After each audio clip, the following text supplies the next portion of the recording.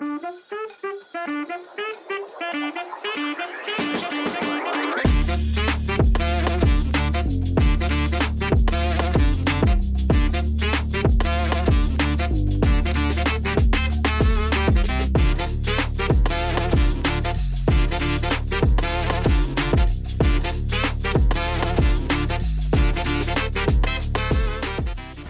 and love, it's your boy Don Kilam, and welcome to Dream Keepers Radio, that private life podcast. You're here, tuned in with your boy, and this is brought to you by Follow the Yellow Brick Road by Don Kilam. Search the book on Amazon now. Go get the book and uncover the matrix and how the United States is operating in the financial marketplace. Much peace and love.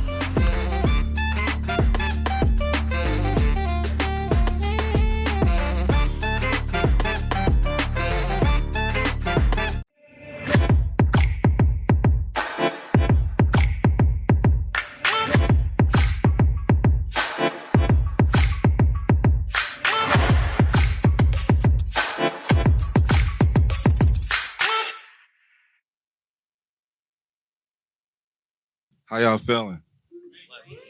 Hey, y'all look good. Y'all look good. So I'm gonna let y'all know what I'm gonna do, because y'all are into a lot of different things. Y'all follow me for a lot of different reasons. And so I want you to know the people that influence me, that have influenced me. So I do teach people that the name should be a business, right? But don't a business need to get money? So that's why I brought Kenny. So he's a business. I learned when I first started learning how to, like, independent contracting, stuff like that. Like that, he was one person that we had to watch, and then people would act like they knew him and didn't know him. But I just want to throw that out there. And then my guy Bags over there, I brought him in the building. He does business. He knows some of that private life too. He showed his nationality card. I didn't even know he had that. And then I brought my man Chief, man. Everybody in here that follows me, y'all gonna resonate with him. So that's just what it is, man. So like there's just a lot of missing links that I think that you need to know that might help you understand truly what you think the government is. I mean, the government's not good, it's not bad. It's in place, it's a system. It's in place for a reason. But I mean, if you're either in the public or you're in private.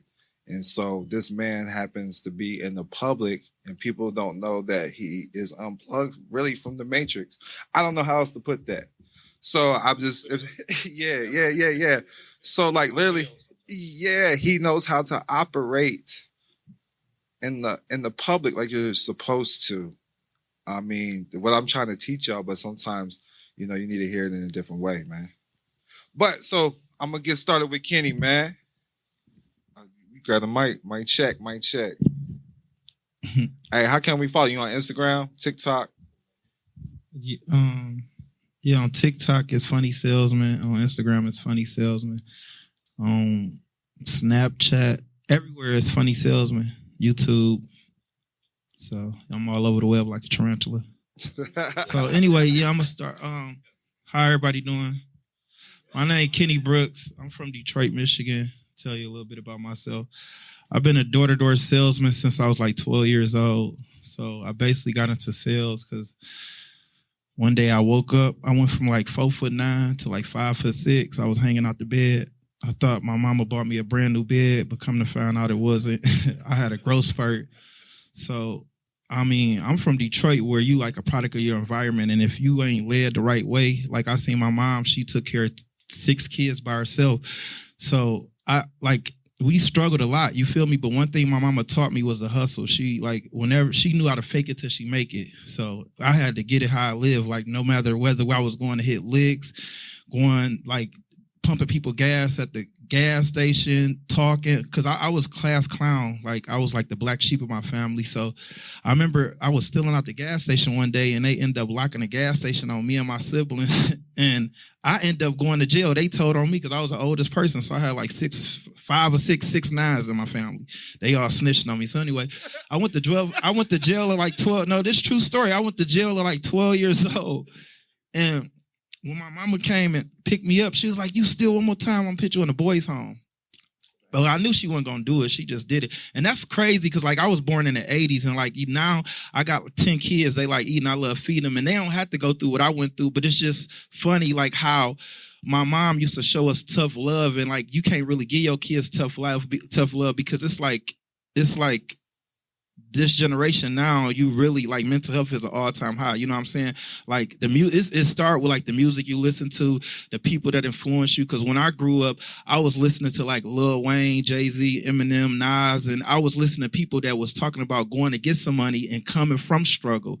Now you got the Juice WRLDs, the NBA young boys, you got people that talk about popping mollies and pills all day and want to kill themselves. And I got a daughter like I'm successful. I'm a successful black man, and my daughter don't love herself. You know what I'm saying? And it's like when you and it comes from me being on the road, because don't get it twisted. I've been on. I like I tell people all the time. I was in door to door for like basically my whole life, you know what I'm saying? And it's crazy because like all my kids go door to door. I got 10 of them. I got a 19-year-old to a 2-year-old. Even my 2-year-old, she gonna take her big wheel when I get back home and go door to door. Cause like she a terrible too, but like all my kids love door to door, and like door to door saved my life because I didn't never know growing up.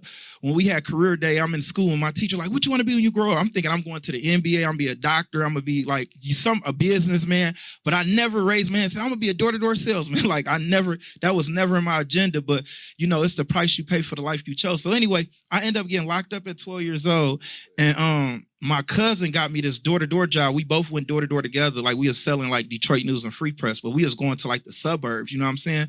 And I remember like my first day out, like T Grizzly, I went and knocked on this dude's door. We work in a white area, and this white dude just came out and started cussing us out. You feel me? One was carrying a big wheel. Not big wheel. I'm stuck on big wheel. Well, we had like a yellow wagon. I don't know if y'all remember like the paper out back in the day, but one was carrying a wagon, the other one's throwing paper. We throwing papers too. We threw it at the wrong house. This dude come out cussing us out. And it's crazy because like your perception is your reality. Now, I'm from Detroit. I got my coworker with me. We both from Detroit. We both little black kids trying to, you know, make some money. And this dude started cussing us out. And the first thing we thought, I'm like, this dude racist because he was white. So he's like, get the hell off my property. Whatever you selling, I don't want. I'm about to call the police. I'm talking about just went ham. And I was like, sir, can I ask you one question? I was like, you got kids? He was like, yeah. I was like, if 2 of your kids was playing and one broke the glass, would you spank both of them? He was like, no. I was like, well, I'm sorry about the bad performance. Let me just call my stupid advisor and we gonna make it up to you. We gonna upgrade you like Beyonce. So anyway, I said that one little joke and he started laughing, and then he like somehow he just ended up apologizing. And I wasn't even a salesperson yet. I was a paper route boy, and we end up upgrading like Beyonce for real. He went from being mad at us, cussing us out, to like buying like a year subscription. And he even said he went out and slammed the door like mad, like you could hear him like soon as he, God damn it, they done sold us again. Like, so we had like a year subscription. So anyway, the company ended up making me like a door-to-door salesperson. I had a paper route, but I became a door-to-door salesperson at 12 years old. And that's when I found out, besides actors and entertainers, the highest paid people in the world was salespeople. Because I remember when I first told my mom that I was going to be a door-to-door salesperson, she was like, no, you're not. You ain't knocking on nobody's door. They gonna kidnap you. They gonna snatch you in the house. They gonna, you know what I'm saying? Then she saw my first paycheck. I made like $400 my first week. 12 years old, I was making more money than her. She was like, no, keep doing it. Now you can pay the phone bill, you can pay the gas bill, you can pay the, you know what I'm saying? So that's how I went. But I ended up doing that for like 2 years straight until like I turned like 18. My mom ended up putting me out because I had dropped out my senior year in high school because my grandmother had died, and she was like real close to me. And that was like really my why. Because when my grandmother passed away, I was depressed and everything. I didn't want to go to school or anything, and I just dropped out. And then I ended up getting another door-to-door job. It was a traveling selling, like the cleaning product, like where I went viral.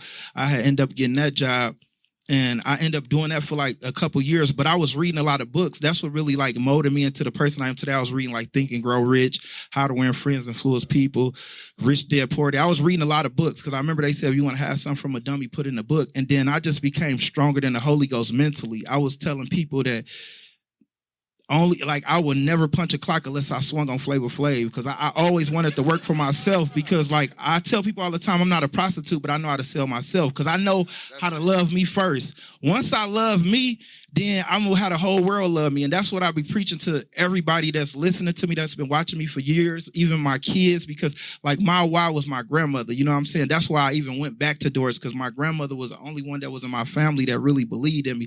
And sometimes you need that. You need that person to push you to extra. You know what I'm saying? Because I could have dropped out. I could have been home. I could have did I could have been depressed and everything. But I knew that my grandmother, she gone, she in a better place, but she believed in something that the world didn't even know about. And that's why, like now as we speak today, I got Timberland. Everybody probably know Timberland, like the music producer. He my manager. You know, I got a TV show coming out with my kids. I just got through filming 2 movies before I came here. One with Jim Jones, one with T.I. Like I'm going on Joe Rogan next month. I got all of this stuff going on. And I was a homeless door-to-door salesperson just 3 years ago. You know what I'm saying? I went viral 2010. I ain't found out to 2017. I ain't get on social media to 2019. I ain't start making no money to 2020. I ain't meet Timberland to 2021. You see how everything just start happening? Because the key is not giving up. If you're going to quit anything, you should quit lying, quit cheating, quit stealing, but don't quit on yourself. And that's all I got to say. That's it, man. That's it, man. I just want to say, I'm not going to disclose his personal information, but he is from Detroit. I don't know if y'all been there. As soon as I go there, I want to come back. I was in Chicago and flew to Detroit, and I said, I'd rather be back in Chicago. And that's Chirac, baby. You know what I'm saying? But he is a multimillionaire. So, just, right? Multimillionaire. So, just want to throw that out there, man. Off social media and, like, off of this, you know. That's the key. Like, you know what I'm saying? You got to build... you got to build a brand. Like, that's the whole thing. Like, if little kids can make money, like my kids love the Ryan and I forgot the little thing that come on TV. Y'all probably know if y'all got little kids. My daughter, I be buying her. I don't even know what's the name of it right now. It's the little, I forgot what it is, but they built the brand. You know what I'm saying? I see Ryan at Target, Kmart. I know y'all know the little Ryan dude. He about 15 now, but he been rich since he was 4 years old. All off YouTube, you know what I'm saying? And that's the thing, like, when you can turn, like, your followers into dollars, first you just got to be consistent, you know what I'm saying? You just got to get on social media, you know what I'm saying? And I feel like social media is the gift and the curse, because it's like, it made people lazy. Technology back in the day, I remember, like, I couldn't go on social media and find out how to say my ABCs. You know what I mean? Like, you really, like, it ain't no excuse how people can be slow these days. If you had a brain, you would be dangerous, because everything is on social media. Everything is on your phone. Like you could do anything you put your mind to, but it start with just doing it, like Nike. You know what I'm saying? That's the whole thing. You just got to do it. You know what I'm saying? Because, like, my grandmother told me this a long time ago. She said it ain't your fault if you was born poor, but if you over the age of 18 and you die poor, that's your fault, because you had something to do with that.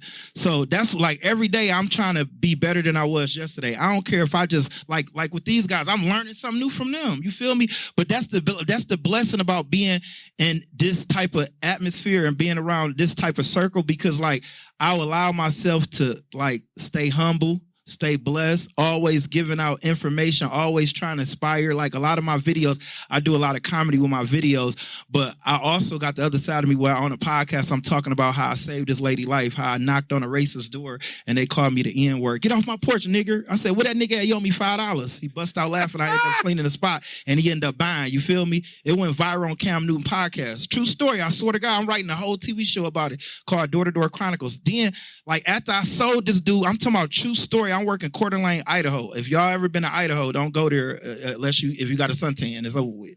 I was knocking on doors like, yeah, I'm the KKK. Don't shoot the cool color kid. You know what I'm saying? Because they really was on that. You know what I'm saying? The blonde hair and blue eyes, the little Aryan nation. They weren't playing no games. I swear to God, dude was like, I'll buy some of that nigger juice. He said, look, I want you to go knock on my neighbor door and leave my nigger juice on the sidewalk. As soon as you knock on my neighbor door, I'm going to pick my nigger juice up and leave your $40. I went and knocked on his neighbor door. I came back. My $40 was there.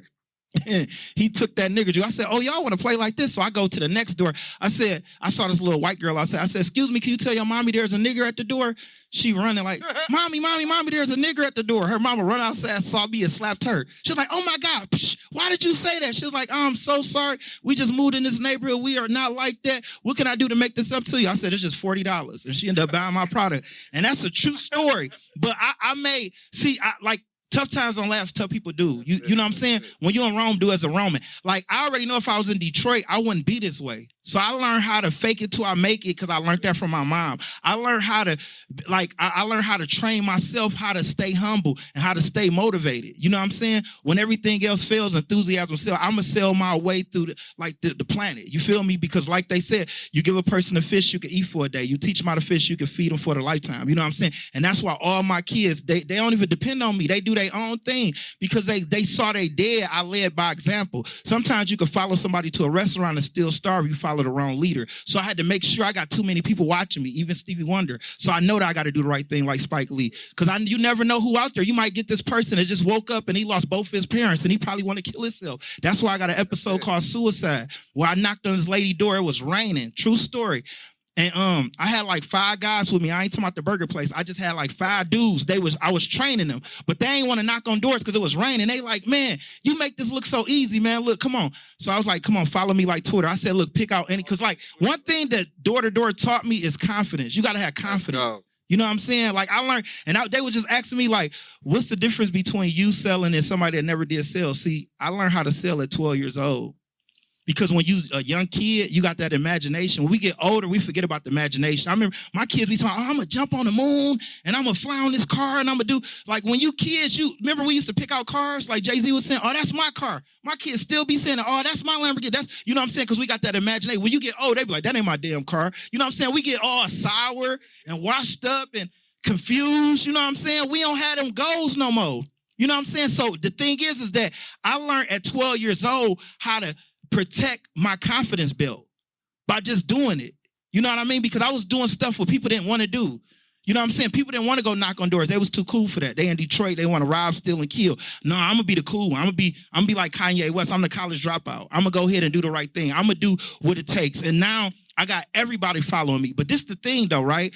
So I knocked on this lady door. It's raining because they picked out this little dark, gloomy house. I guess rainy days are high days. Yeah, facts. See, See, they didn't know that though. You feel me? They didn't know that. And I tell people all the time, like when I knock on their door and it's raining, I say, look, man, I'm not looking for sympathy. It's in the dictionary right next to syphilis and symptoms. I'm just looking for opportunity. So you just hear me out before you throw me out. You're gonna be impressed. Because I let them know, like, look, even a dummy know to buckle up. And even Jesus didn't tell everybody, who am I? So either you're gonna hear me out or throw me out. That's your fault. You're gonna miss out. Like Shaq at the free throw line, not me. Because, you know, I like Biggie Small. That's one of my favorite rappers. He said, you want to see the inside? I'll see you later. All these people, I got to fight one. All these girls, I got to like one. So I already know all these people, I'm going to sell somebody. I'm going to sell my way through this whole life. If you don't like me, you missed out. You feel me? That's my attitude. I care if you buy, but I really don't care if you don't buy because I know I'm doing good, getting better. So anyway, they pointed out this house, right? And it was a dark, gloomy house. The lady come outside because, you know, we in like Medford, Oregon. Because we went state to state. We go state to state. We go to Utah. We go to Colorado. We go to Iowa. We go everywhere. Anyway, so we in a rainy like state, like, and they say it's like a depressed state in like Oregon because it rained like 60-70% of the year. So anyway, I got my team and they was like negative. They was drained. They was mentally out of there. They was wet and they ain't had no sales. So they picked this gloomy house. So I knock on the lady door. Lady comes straight out cussing me out. I didn't even know that my coworkers already knocked on her door already, right? She come out like, you the 5th person that knocked on my door. I'm about to call the police. I'm sick and tired of y'all knocking on my door. She just start cussing us out. I said, ma'am, you know what? Sorry to bother you. Jesus didn't sell everybody. We're going to see you around like a donut. That's all I said. I said, Jesus didn't sell everybody. We're going to see her around like a donut. She started laughing, right? But when she laughed, like a tear dropped her eye. So I could see like she was going through something because the eyes is a window to the soul. See, one thing I learned when I'm selling somebody, I don't never try to push the product down their throat. I try to make their friend first because I learned that from Zig Ziglar. He said, first you got to sell the sizzle, they're going to buy the steak. So anyway, I end up like, I seen this lady was going through something, so I backed off for a little bit. You know what I mean? I said, well, look, I'm going to see you around like a donut. Jesus didn't sell everybody. She was like, what did you say to me?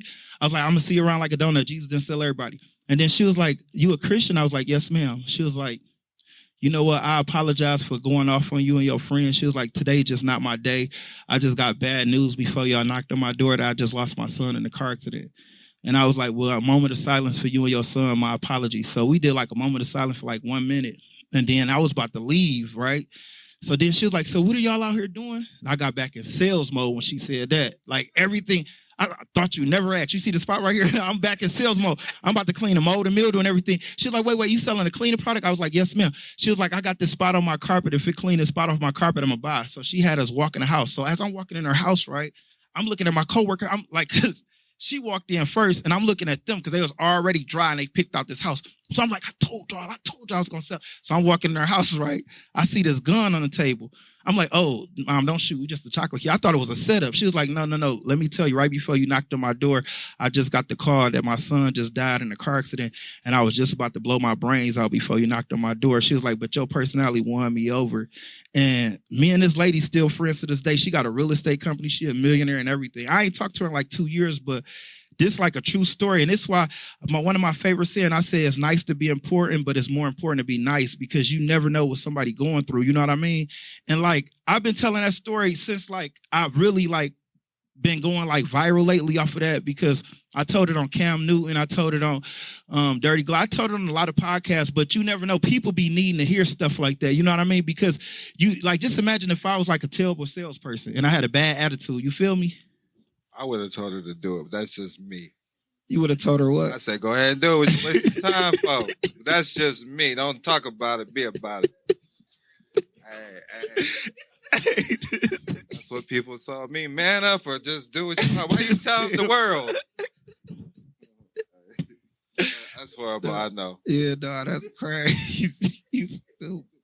Staying in jail, I give myself. I say you do it yourself, kid. Here's the sheet. Hey, I know I'm wrong, man. So did y'all get his Instagram? I want to make sure y'all follow him on Instagram so you see everybody. He's connected to the world. What's up, G? He connected to the world, man. And it's just by belief, man. So make sure y'all follow him on Instagram for sure, man. But I want everybody to know that's how I started. That's just watching this man. That's because a lot of people say you should be in comedy now. Well, I used to jack his jokes at the door at first. And that's how I started building confidence at the door. Confidence is the key with everything. You know, I told him I used to teach sales. But I used to watch him. They made me watch him. And I do spades, sincerity, personality, attitude, determination, enthusiasm, and sleep. And then you got the 3 G's. Get in, get it, and get out. You know what I'm saying? That's what it is, man. But I appreciate you, Kenny, man. You the truth, man. You the GOAT, man. Appreciate you, my brother. Thanks for having me. But yeah, Kenny Brooks, man. Follow me on all platforms. It's Funny Salesman everywhere. We'll be back after a quick break. In a world where borders can limit opportunities, one book dares to challenge the norm and empower foreign nationals like never before. Introducing Can't Touch This: Diplomatic Immunity as a Foreign National by best-selling author Don Kilam. Did you know there is a difference being a citizen and national? This is for foreign nationals seeking to expand their horizons. Do you dream of obtaining a diplomatic passport and the freedom it brings? Don Kilam reveals the secrets to unlocking diplomatic immunity and creating your own nation. Discover why you are already a foreign national, learn the steps to obtain a diplomatic passport, and explore how you can be recognized by numerous nations on your diplomatic journey. Most never knew they could have diplomatic immunity as a foreign national. This book is a game changer for anyone seeking freedom and recognition on the international stage. Get your copy of Can't Touch This today and embark on a journey towards diplomatic immunity and creating your own nation. Order your copy now and unlock the power of diplomatic immunity as a foreign national. Can't Touch This: Diplomatic Immunity as a Foreign National by Don Kilam. Available now at leading bookstores and online. Get your copy today. Connected to the world. We got Bags. How you say your name? Bagzamilleon? We handle the mic. It's all good. So y'all call us Bagzamilleon? And he been rocking with Don for a minute, man. Oh, wow. I just started watching him, man, paying attention and seeing how important he was. He knows the private life, though, but I just want you to break down your expertise. Oh, yeah, by the way, Kenny does got his stuff here. What's it called? Let me promote your brand, man, because my homie said he wanted some. You said you wanted some of the Pink Miracle, right? Yeah. So I want y'all to know, look up what he does. It cleans everything, man. It does, though. He said it don't. We brought bags in because it don't clean up bad credit. But it does clean because I clean my jewelry with it. I clean pretty much everything with it. I clean everything with this brand. I have been buying it for about a year now. I buy 2 to 3 bottles at a time because I like to just pour everything at one time. He like to pour 5 drops. No, I like to go ahead and drop like a whole 4 tablespoons. But my name Bagzamilleon. I'm from Rochester, New York. Let me go ahead and stand up like my dog did. Okay. So pretty much, I'm from Rochester, New York. I live out in North Carolina. I've been out there for 10 years. And let me give you a small background history of me. I come from a household of 5 kids. There's 5 of us. My mom wasn't there. She was in the streets. Long story short, shot my brother when I was 12. I ended up running away around 12 and a half, and I never went back home ever again. I didn't talk to my family till I was about 30 years old. Within that time frame, I was not into any type of Christianity or God or baptism. I was into spirituality. I started dealing with intuition at a young age and dealing with psychic abilities at a very young age. So I knew how to control my subconscious and how to control my dreams and make them into realities. So it's not like the same story where everybody else like, hey, I believe in God or Jesus and all this. Now, I do believe in God, but I do believe in just one God, and I'm here only for a purpose. So over the course of all of these years that I grew up, I went through the worst struggles of my life. And a lot of us don't really know our life path numbers. And due to the fact that you don't know your life path number, you really don't know what type of life path that you're on and what you was even put here for. Now, when you learn your life path number, which is adding your name, last name, and date of birth, you tend to get this life path number. And when you get it, this is where the magic starts. So as a young kid... Hey, can I stop you real quick? Not to interrupt, but I want you to know probably over half of the people that know numerology in this room, though. Okay. So I want to throw that out there. Okay, that's great. These are the special kids. The biggest. Okay. So, that's great. So once I got into that, that's when my life started coming together as far as like whatever I wanted, I can manifest pretty fast. And I wrote a book called How to Manifest Instantly, Manifest like really fast. So when I created this book, inside this book, which is very secretive, I'm not just giving it out online. It's very, you have to be like a mentoree to me. And within this book, it talks about certain words to say, because the tongue can curse you. And people don't know the difference between profanity and cursing. They think cursing is saying like the F word or fuck you or something. No, that is a profanity word, and a curse word is a word that you actually use off the tongue that curses you on your journey. So when you start to learn certain things to say, you can shapeshift your reality really fast. So it would be something like, for instance, like the word try. To try is to lie, and to lie is to fail, because you can't try to do something that you're already doing. Okay, so it's different when, if you're doing it, you're not trying. So if I'm going to school every day and someone say, how you doing? Say, man, I'm trying. You already lying to yourself, because you are getting up every single day and going to school. You're not trying to go to school. If you was trying to catch a bus, you probably would miss it. Can I add one? I'm going to try to make it to church next Sunday. Correct. Don't say that back now. Okay, my dog. So, and it's things, and there's certain things like the word need. You cannot tell the universe that you're in need, because once you tell the universe you're in need, it's going to keep you in need. So if you need a car, a house, or you want help, you're always going to be needing help. That's why a panhandler and a bum always need money, because that's what they put into the universe. At the end of the day, a bum or a panhandler could get up and go do something with their life, but instead they always got their hand out, so they're always in need.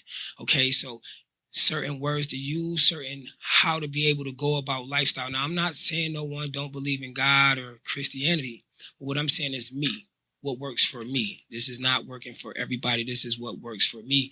I'm not going to put, because we all are gods within ourselves. Okay, so once you tap into your subconscious and tap into being able to control dreams and realms, then you can be able to see the God within you.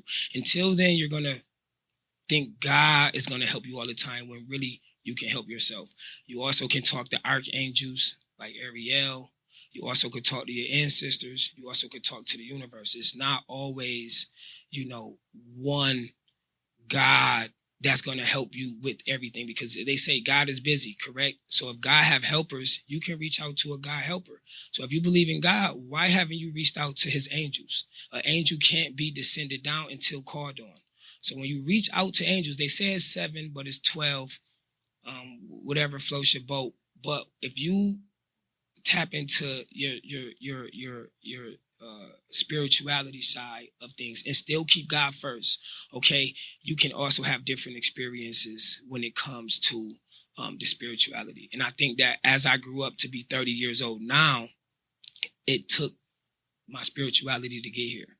Okay, it took me to believe really deeply inside that, this is what I want, not to be separated because people are separate, because certain religions separate people. They don't want everyone to come together, so they separate us and make us kind of clash a little bit and make us say this one is better than the other one. So I don't want to carry that out. I like to carry out positivity, and that's why I jumped into, credit, because I like to help everybody get to some money. If you can get to some money like I did, okay, I sold drugs from 12 years old all the way to 30. I was 30 years old, still selling drugs. No matter how many times I got caught with drugs, I got right out of jail and I went right back to selling drugs again. Like, I could literally get out that hour and I'm going right back to the stash house, grabbing some more work, and I'm back on the block until 5 more months until they catch me again. Okay. So my drug that I was out in the world was, I was selling weed for, and by selling weed, I did get into like weed trouble. You get pulled over as weed. It was illegal. Now it's great now. Right. Okay. Growing up doing that, they call me Bagzamilleon because I really sold 1 million bags. I was one of the biggest sellers in my city. Like, I literally sold 1 million bags of marijuana from 12 until I got that name. Okay. I started off with bags until I sold so much. Okay. Because I never went to school. I dropped out like the 5th grade. I flunked the 1st grade. I flunked 4th, and I dropped out the 5th. So that shows you that I was 3 years behind before anything. I was already too old to be in that class period. So me dropping out didn't hurt me. What it did was it taught me that, you don't have structure at home. A lot of us grow up with our moms and dads, and then when they pass away, we don't know what to do because we lived off of them so much. And then when something happened to them, we kind of stuck.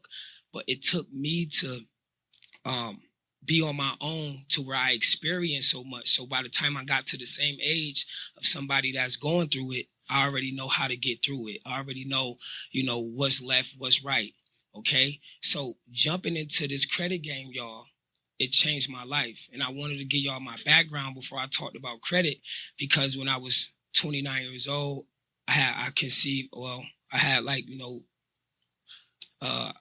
we was conceiving a baby, me and the mother of my child. And she told me, I had a Chrysler 200, I had a Michael Kors watch on, I had like a rope chain on with a little globe, and I just thought I was the man. I'm talking about everywhere I go, that shiny Michael Kors, I'm talking about, I'm on Instagram showing it every day. I just think I'm the biggest in the world. No matter how I dress, I just think I'm the biggest. And I was 29 going on 30, and she said, listen, you're still selling drugs. You in a Chrysler 200, no air conditioner. Like, you have no license. You're still doing the same thing you've been doing since this time. When your daughter get here, are you going to still be doing the same exact thing? Are you going to have her in the back seat? Are you going to be catching licks in and out with her? Are you going to be getting arrested with her where they taking our child? And I just thought about it. Around December, I just had like an epiphany. I had what's called deja vu. I started dealing with my subconscious a lot, dealing with God, and I told him, I want to change my life. I seen an ad on Facebook that said, fix your credit. I went, fixed my credit. 7 months later, I had got $160,000 in one day. And it was a month before my daughter was born. Like every day I talked about credit. I woke up every day. I talked to God about credit. I said, look, I want my credit right. I want my credit right. I want my credit right. And when I woke up to everything being removed, I then got the banks. I did a few trade lines. And then within those 7 months, I went to 7 banks and they gave me a total of 160. It changed my life. Everything went, new car, new house. I stopped selling drugs. The same, no, I didn't. What I did was I tried. Tried. He said you tried. Yeah, you tried. I tried to buy like 5 pounds with the money, and I thought I was going to start flipping it and thought I was going to like take this money that God just blessed me with, because I just asked him to take me out of this game. I end up holding on to that stuff for so long that I just end up giving it away and smoking it, because God wouldn't let me sell it. He knew if you start this, you're going to get caught with 20 pounds, because you're going to get so big that you're going to eventually get caught and everything is just going to go away anyway. So it stopped me from selling drugs. And for 5 years now, I have not sold a drug at all. And I want to give that to God. I have not sold any type of drugs. All I have been doing is making a living off of my knowledge. And my knowledge is pretty much what I'm great at, like what he's great at. He's great at knowing the law. He's great at knowing the political side of the native tribe and talking to the governor. He's great at sales. He can pretty much sell you and make you laugh at anything. Me, I specialize at what I'm great at, and that is federal law. I'm Pamunkey. And when I became Pamunkey is when I caught 3 gun charges. I haven't talked about this, but I know how to beat charges, because if it's not a violent person or an injured party, then you can't pretty much go to jail. So when I started practicing, well, what happened was when I caught my second gun, I beat my first gun charge. My second gun charge, I almost beat. You reversed the charges. And listen, for real, until I went into court and I started talking disrespectful to the judge. I started saying I'm going to do 211s. I started wanting to be a whistleblower. I wanted to file certain forms on these officials, and they wasn't with it. They put me in jail, and they never gave me a court date till I pled guilty. They said, you want to play these games, and you want to come in here and try to tell us that you're going to get us fired, and you're going to do this and that? Okay, we got something for you. And they revoked my bond, put me in jail forever, until I woke up and said, look, y'all won. I want to get back home. I'll plead guilty. Okay. My third gun charge. Kenny went to jail too for soliciting without a permit. Okay. So he tried. He tried to get away. He should have met us first, you know. So out of all of that, going to court, I started to learn law. And when I became Pamunkey and I became exempt, when I became tax exempt because I became Pamunkey, which Chris Brown is Pamunkey, Duchess of Ink is Pamunkey. It's a lot of us. When I became this was 2016. This is a Virginia, a first federally recognized a tribe, okay, where you get like free things, stuff like that, everything from the government. Now, when I became Pamunkey, I had to start representing myself. Like, I'm not getting a lawyer, so I had to start learning law a lot and having to go in there and stand on my own square, because that's what the Pamunkeys was telling me. You got to go in there and stand on your own square. You might go in there with some feathers, put you a suit on, always wear a suit, and go in there and let them people know that you know what you're talking about. So, long story short, I started to learn federal and laws. And that's where I started to learn credit. So if you're going to be dealing with credit, okay, I'm not going to give you too much, but I will give you this. Every single person in here is the beneficiary of every account that you create. You, the creator of that account, and then they the fiduciaries, meaning that this person does exactly what you tell them to do. You created the account. You tell that person to transfer your money, to withdraw it, to deposit it. They have to do this. Once you know that you are the beneficiary of any account that you create, you now can be able, and you are now in control. And when you are in control of the account, you then can tell them what to do. So if they're reporting to your credit, late payment, student loans, charge-offs, you have to give these people a notice and put them on notice. Like, hey guys, you have the right to report to my credit, but I also have the right to opt out of it. Now, I want y'all to go to the airport. Listen, I want y'all to go to the airport. Listen to me, okay? I want y'all to go to the airport, and it's going to be a screen that want to take your picture. Like when you give them your ID, it's going to be a screen. When you walk up to them, I want you to have great confidence in who you are. And I want you to say, I would like to opt out. Or just say, hey, can I opt out? Because they're going to want to take your picture. I did this today when I came to the airport. I go there, I give my ID. He say, here, smile for the camera. I'm like, hold on. Is it okay to opt out? He's going to say yes. And when he says yes, it's okay to opt out, he's going to press a button under your name because he looks at it and he's going to opt you out of the airport system. Okay? Don't be scared of these people. These people want you to be so scared of them that they will leave this on your credit for 7 years, knowing that you can fix your credit in 10 days. 10 days, all of this stuff can come off, especially if I do federal. I'm going to literally snitch on you, and I'm literally going to send the feds to your location. Imagine me sitting at my house. I'm having fun. I'm with my daughter, with the mother of my child, and the feds come to my house. What reaction do you think I'm going to have? I'm probably going to be either scared or concerned or like, why are y'all here? Something has to be wrong because there's no reason for y'all to be at my house.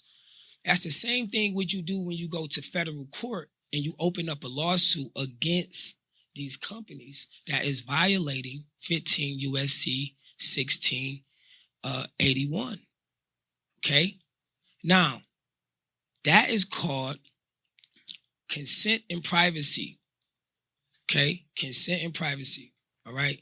And I believe that when y'all jump into knowing how to write these people, okay? If you go, I have a picture. If you go to the federal courthouse right now and you say, I would like to take out a civil suit right now, they're going to give you a packet, about 8 papers, okay? On one of those papers is going to be a list of everything you're going to sue for. It's going to be for everything.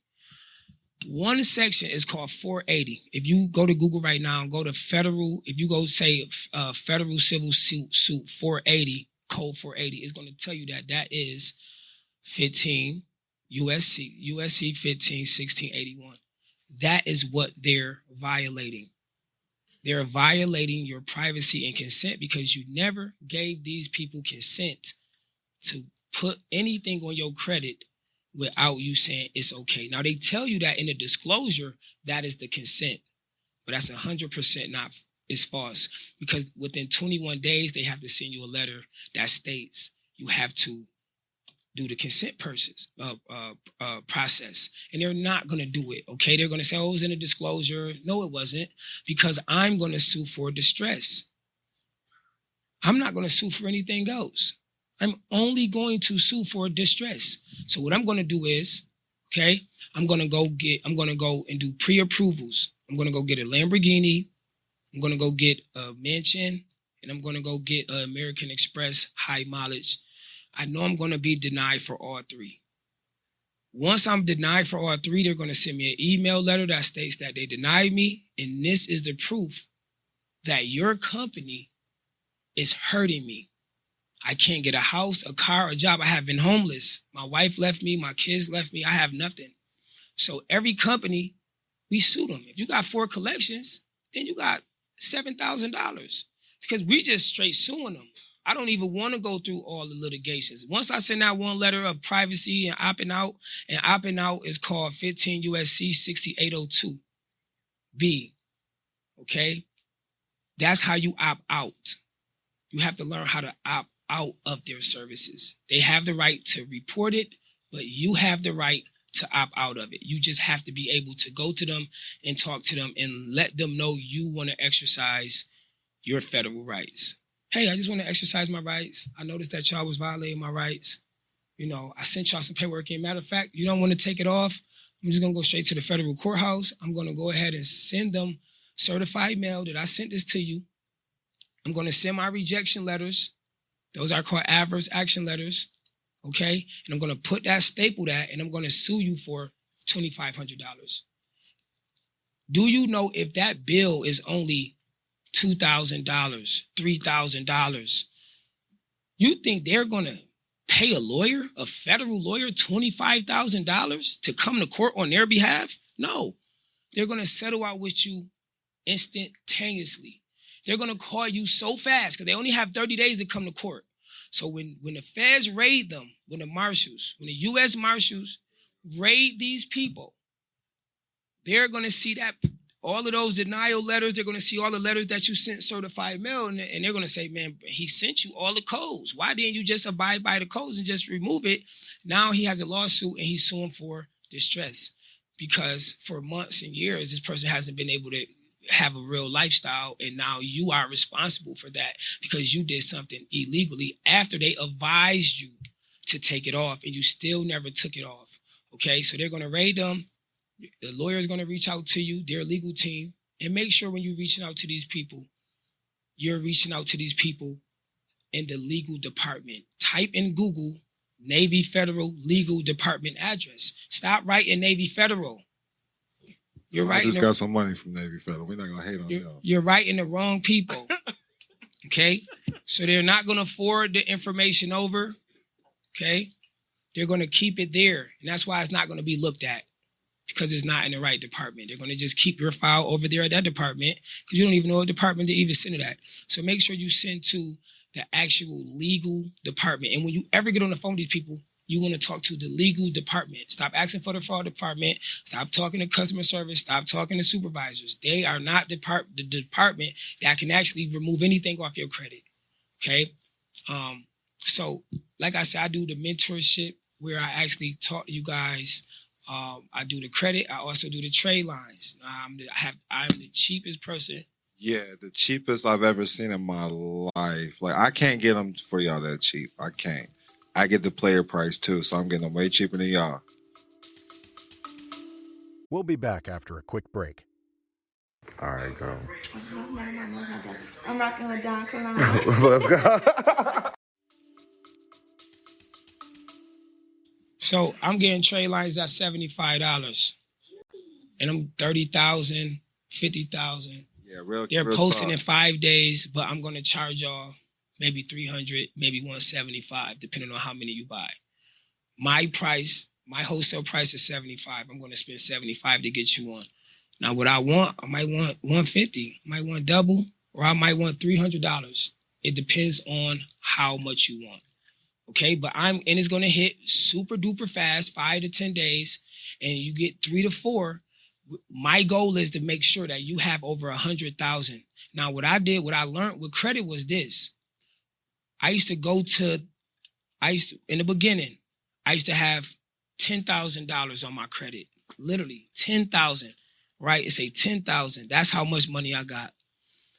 What I would do is I would go to the bank and I would ask the bank for 20,000. The bank would say, we're not going to give you 20,000. You only have 10,000 to your name. You haven't even showed no one that you can even spend 20,000. So we're going to give you 10% of what you asked for. So if you ask for 10,000 and you only have 10,000, they're only going to give you 10% of what you already have on your record. So that's going to be $1,000. So you're going to get approved for $1,000 Navy Federal card, and you like, I thought I was going to get 25,000. No, because you're not credit worthy. Okay, so this is what I did. We all know, I know, but y'all might not know that when you look at Credit Karma, you have to have 11 accounts to be in fair. Now, if you go to Credit Karma right now, you look at and you click on accounts. At the top, it's going to have excellent, fair, and poor. It's going to tell you how many accounts you're supposed to have before your credit worthiness. So if you only got 4 accounts, nobody's giving you no money. No bank giving you no $50,000 when you only got 4 accounts. You have not established credit yet. But when you go get 15 primaries, that could be a self, especially rent reporters. If you're 30 years old, backdate your rent to when you was 18, you're going to get 200 points within 10 days. Rent reporters, don't get the 2-year rent reporters. Make sure you get if you 40 years old and if you 30 and you backdate your rental history to you was 18 years old, they're going to give you 12 years of history. This is where you're going to get all your history from. This is how you're going to grow 180 points in 10 to 14 days quick. Another one is I have a list of them. And I want to say the list right quick, so I want y'all to write these down. I don't know how long I'm going to be able to talk.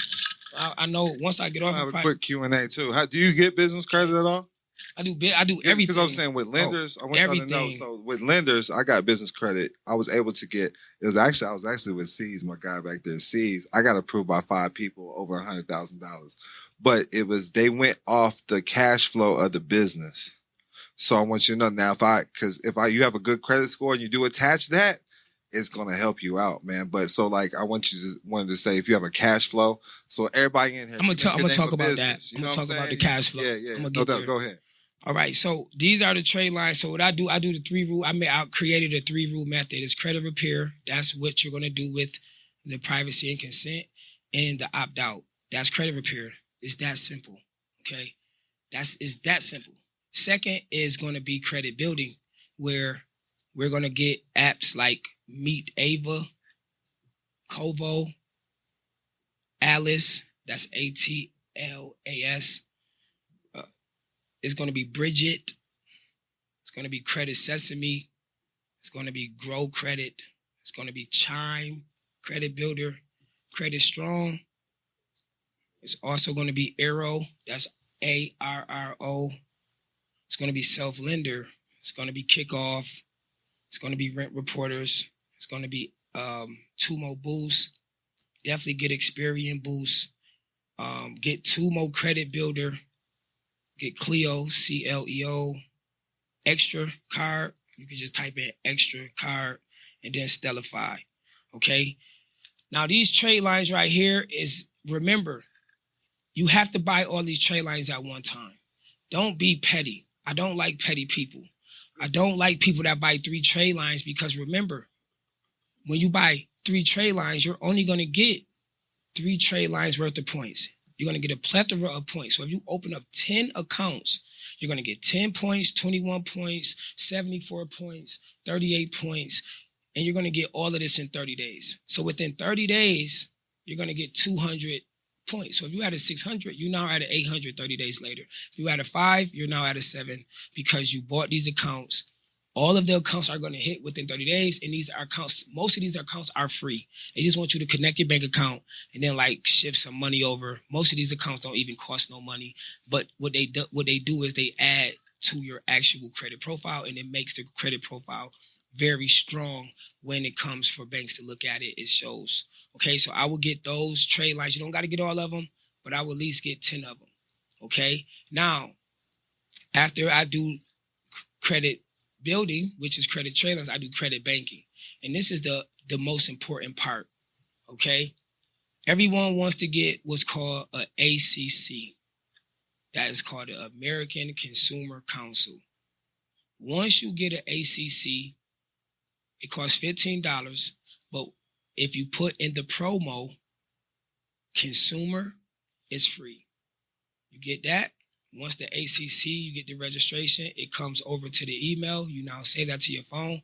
You now can go get any bank, any federal credit union bank that allows you to use an ACC. Okay, when you get this ACC, which I have over 70 banks, PenFed, Pinnacle, Apple, Alliance, the list goes on.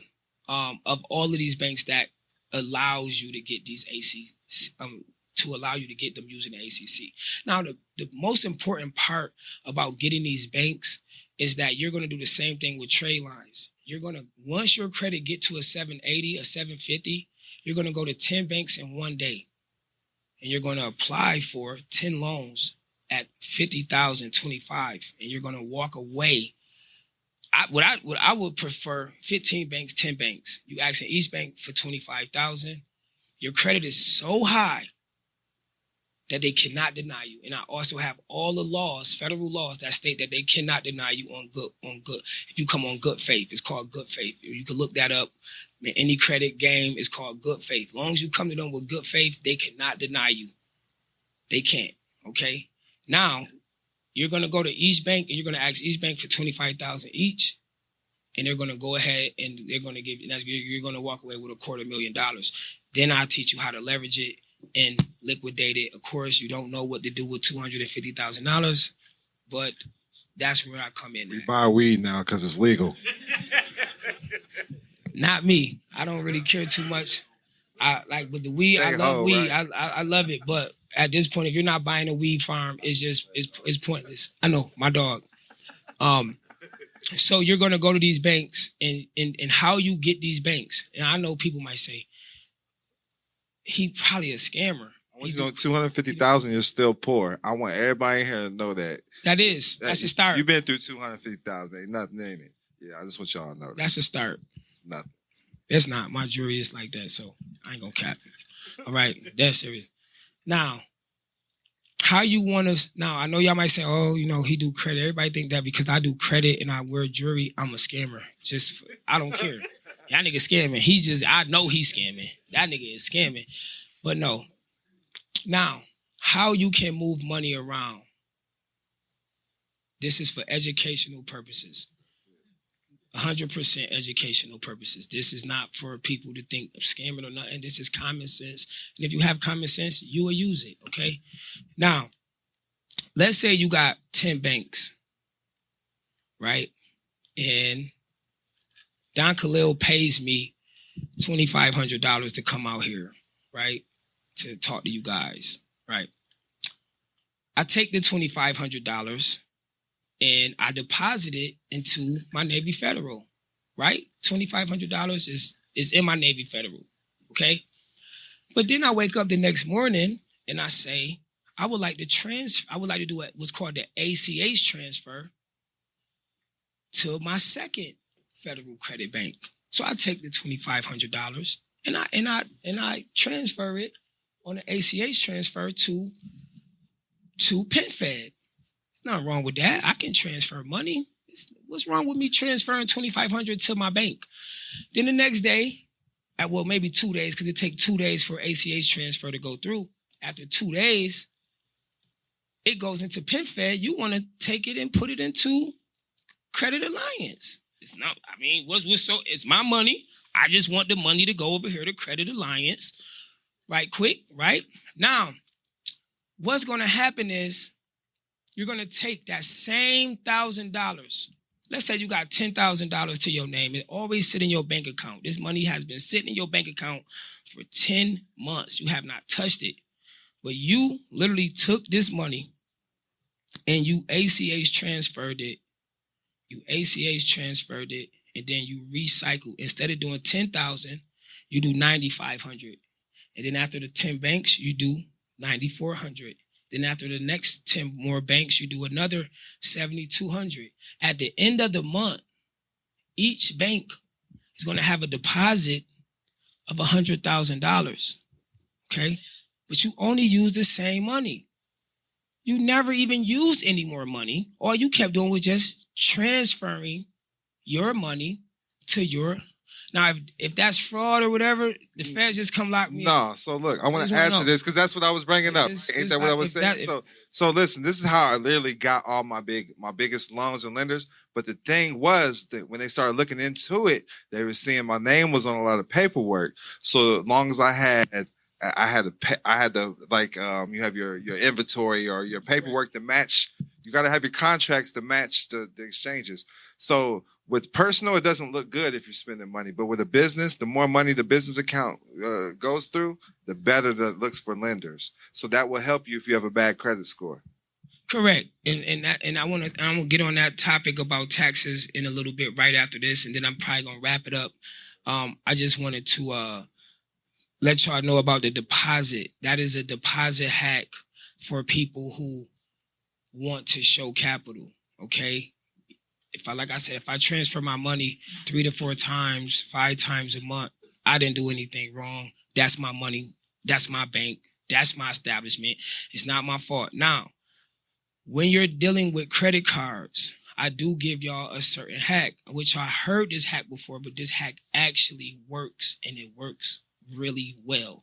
Now, if you have a credit card, okay, and you say, hey, I want to leverage my credit. I want to figure out, okay, let's say you got 4 credit cards. One got 25,000, one got 15,000, one got 10,000, right? I wouldn't quit my job, okay, but I would probably take some hours off because you're going to be waking up in the morning and you're going to be going to your nearest Walmart. You're going to go to your nearest Harris Teeter or, I don't know, Kroger's, and you're going to Food Lion or whatever, and you're going to say, hey, especially like BJ's or Sam's Club, you're going to go there and say, hey, I want to get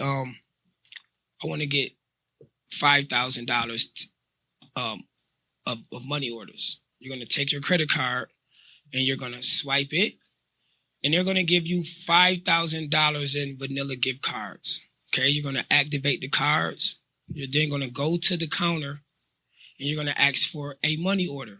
But we know you can't buy money orders with credit. You only could buy money orders with cash. So you have to have it with a pen, activate the card, because now you can go to the counter, swipe it, and they're going to give you what's called a money order for that credit card that you just used. Okay, so now you got 5,000 on this credit card.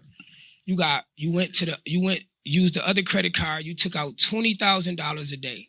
Every day you take out $20,000 a day because you got 25 on here, 17 on this one, 15 on this. You're only taking out 20. You probably got a grand total of $40,000, $50,000 credit card, but you want to learn how to leverage it.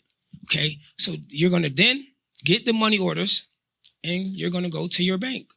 You're going to literally take $5,000 in money orders or $10,000, take it to your bank. The next day, the money order is going to clear.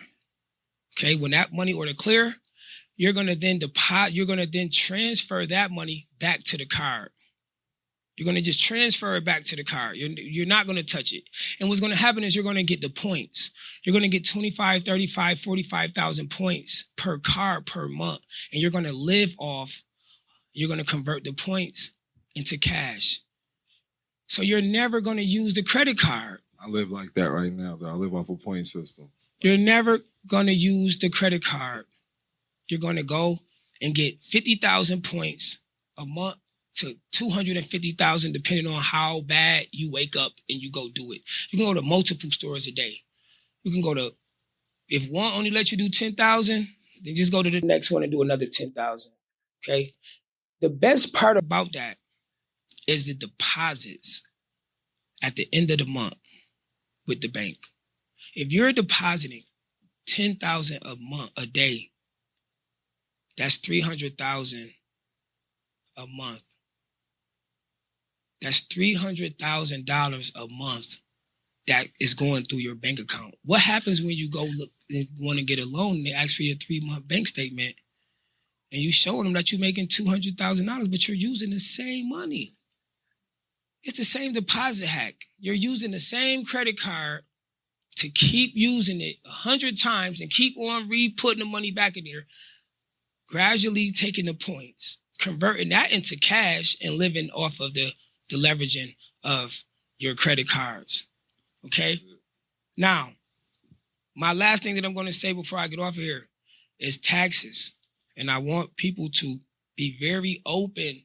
Do you pay them? I'm tax exempt, but it's a lot of us that's not tax exempt. And if you're that's not a scam? I'm just asking, man. It's 100% scam. Taxes is 100% scam. I'm saying being tax exempt isn't a scam. That's what? A real thing. It's a real. Oh, no. I'm tax exempt. I'm tax exempt. That is not a scam. Okay. I swear I can show you my tax exempt papers. I can show you from the IRS my number and everything. So you believe it's voluntary? Taxes are voluntary. Yes, you have. Okay. Yes, if you want to pay taxes, that's 100%. You can if you want to, but if you don't want to, you first have to go tax exempt. Don't think you're not gonna pay taxes if you're not tax exempt, because you gotta have something to say. You have to be able to send something in when they come after you. Okay, so don't try to just say I'm tax exempt just because you're saying it. You still have to go through. You still got to go through the process of becoming tax exempt. Can okay? I add something to that? Yes. Yeah, usually you're gonna get a letter from the IRS that states that this entity that's attached to this number has no filing requirements. And I will show y'all. That alone is gonna say you don't have to file. You have no requirements. So if there's no state and federal requirements, you tax exempt. Can I add something? If he came into your store, you going to charge him taxes though?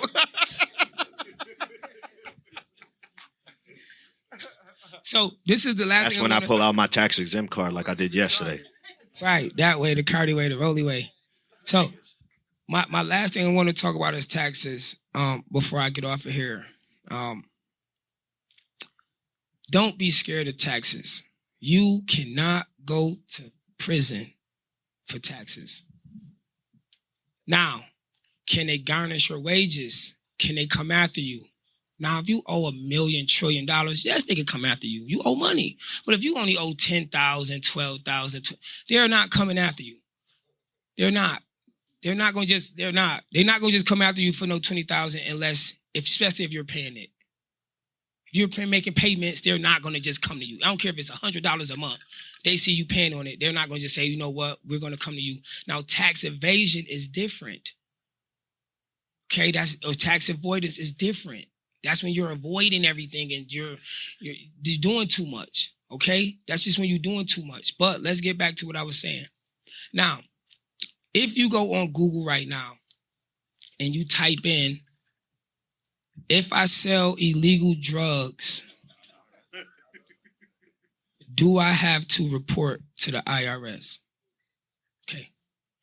So guess what I got? I got the biggest hack for anybody watching this that has ever had a business or have did anything illegal or have not did anything illegal.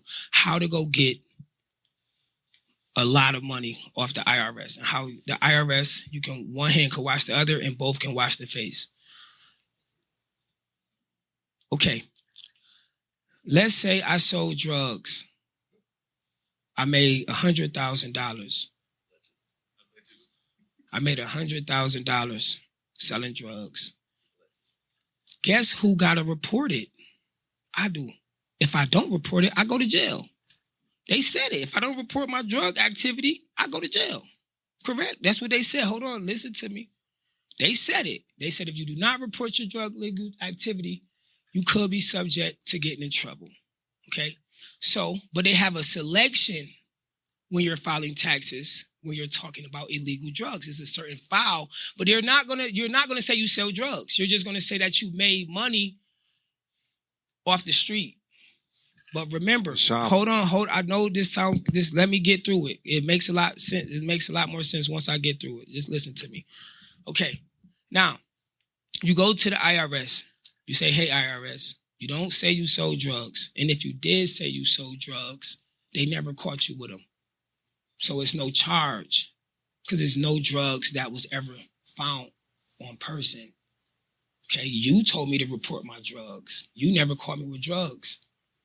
So if I made $100,000, I'm going to report that on my credit. You can't come to me and say, well, we're locking you up because you reported you sold drugs. You was going to lock me up if I didn't report that I sold drugs. You said it. You said if I didn't report that I sold drugs, you was going to take me to jail. So I reported it, but you never caught me with any drugs or any sales or nothing. Now, when you report this to the IRS, you report you made $100,000. The IRS is going to come to you and they're going to say, they might order you, but 100% they're probably not going to order you. It's not that serious. This is not 3-4 years you're doing this. If they do order you, you tell them you sold drugs and it was a hand-to-hand. It was hand-to-hand, and you don't have any because you told me to report my illegal activity. Okay, so don't get mad at me. You said this was the law. I'm following the law. You said follow the law. I'm following the law. So now the IRS send you papers in the mail that say that you made $100,000 that year. They're going to say that you owe taxes. You owe $7,000. You owe $10,000. You owe $12,000. So you like, damn. I said that I made $100,000. They say that I owe $12,000, but you got 3 years to pay it, or you have a certain time limit to pay that $12,000. What you're gonna do is you're gonna wake up the next morning. You're gonna go right to the bank with a low credit score, and you're gonna say, I want to use my tax return to get a loan. And then when you get the loan, you're gonna go directly to the IRS the same day, and you're gonna pay them back their $12,000. So they not gonna come after you. You owe the bank, but even if you default on it, it don't matter. I don't owe the IRS. And I still can use this tax return on multiple banks. You told me to report my drug activity. I did. You never caught me with any drugs, so you can't charge me with a drug sale or drug selling. Because even if I went to trial and I was talking to 12 jurors, I'm going to state the law. I'm going to use the law against you. Code statute says this to report my drug activity. I reported it. They never caught me with none. Now they mad at me trying to lock me up because I came and paid my taxes. Paid my taxes. I came and paid the $12,000 back that y'all said I owed y'all from the $100,000 that I said I made. Okay? So don't be too scared. I feel like people are very scary and they be like, oh man, I don't really want to. Man, people ain't messing with y'all, man. Pay y'all taxes. First of all, y'all already got 2-3 years to pay the taxes. They're not even coming after y'all for no $12,000. Now, when you go outstanding multiple years and you just like, I'm not paying y'all, then they could come and mess with you. Then they could come and garnish your wages and then say they're going to lock you up. But your tax return come back in a week after filing.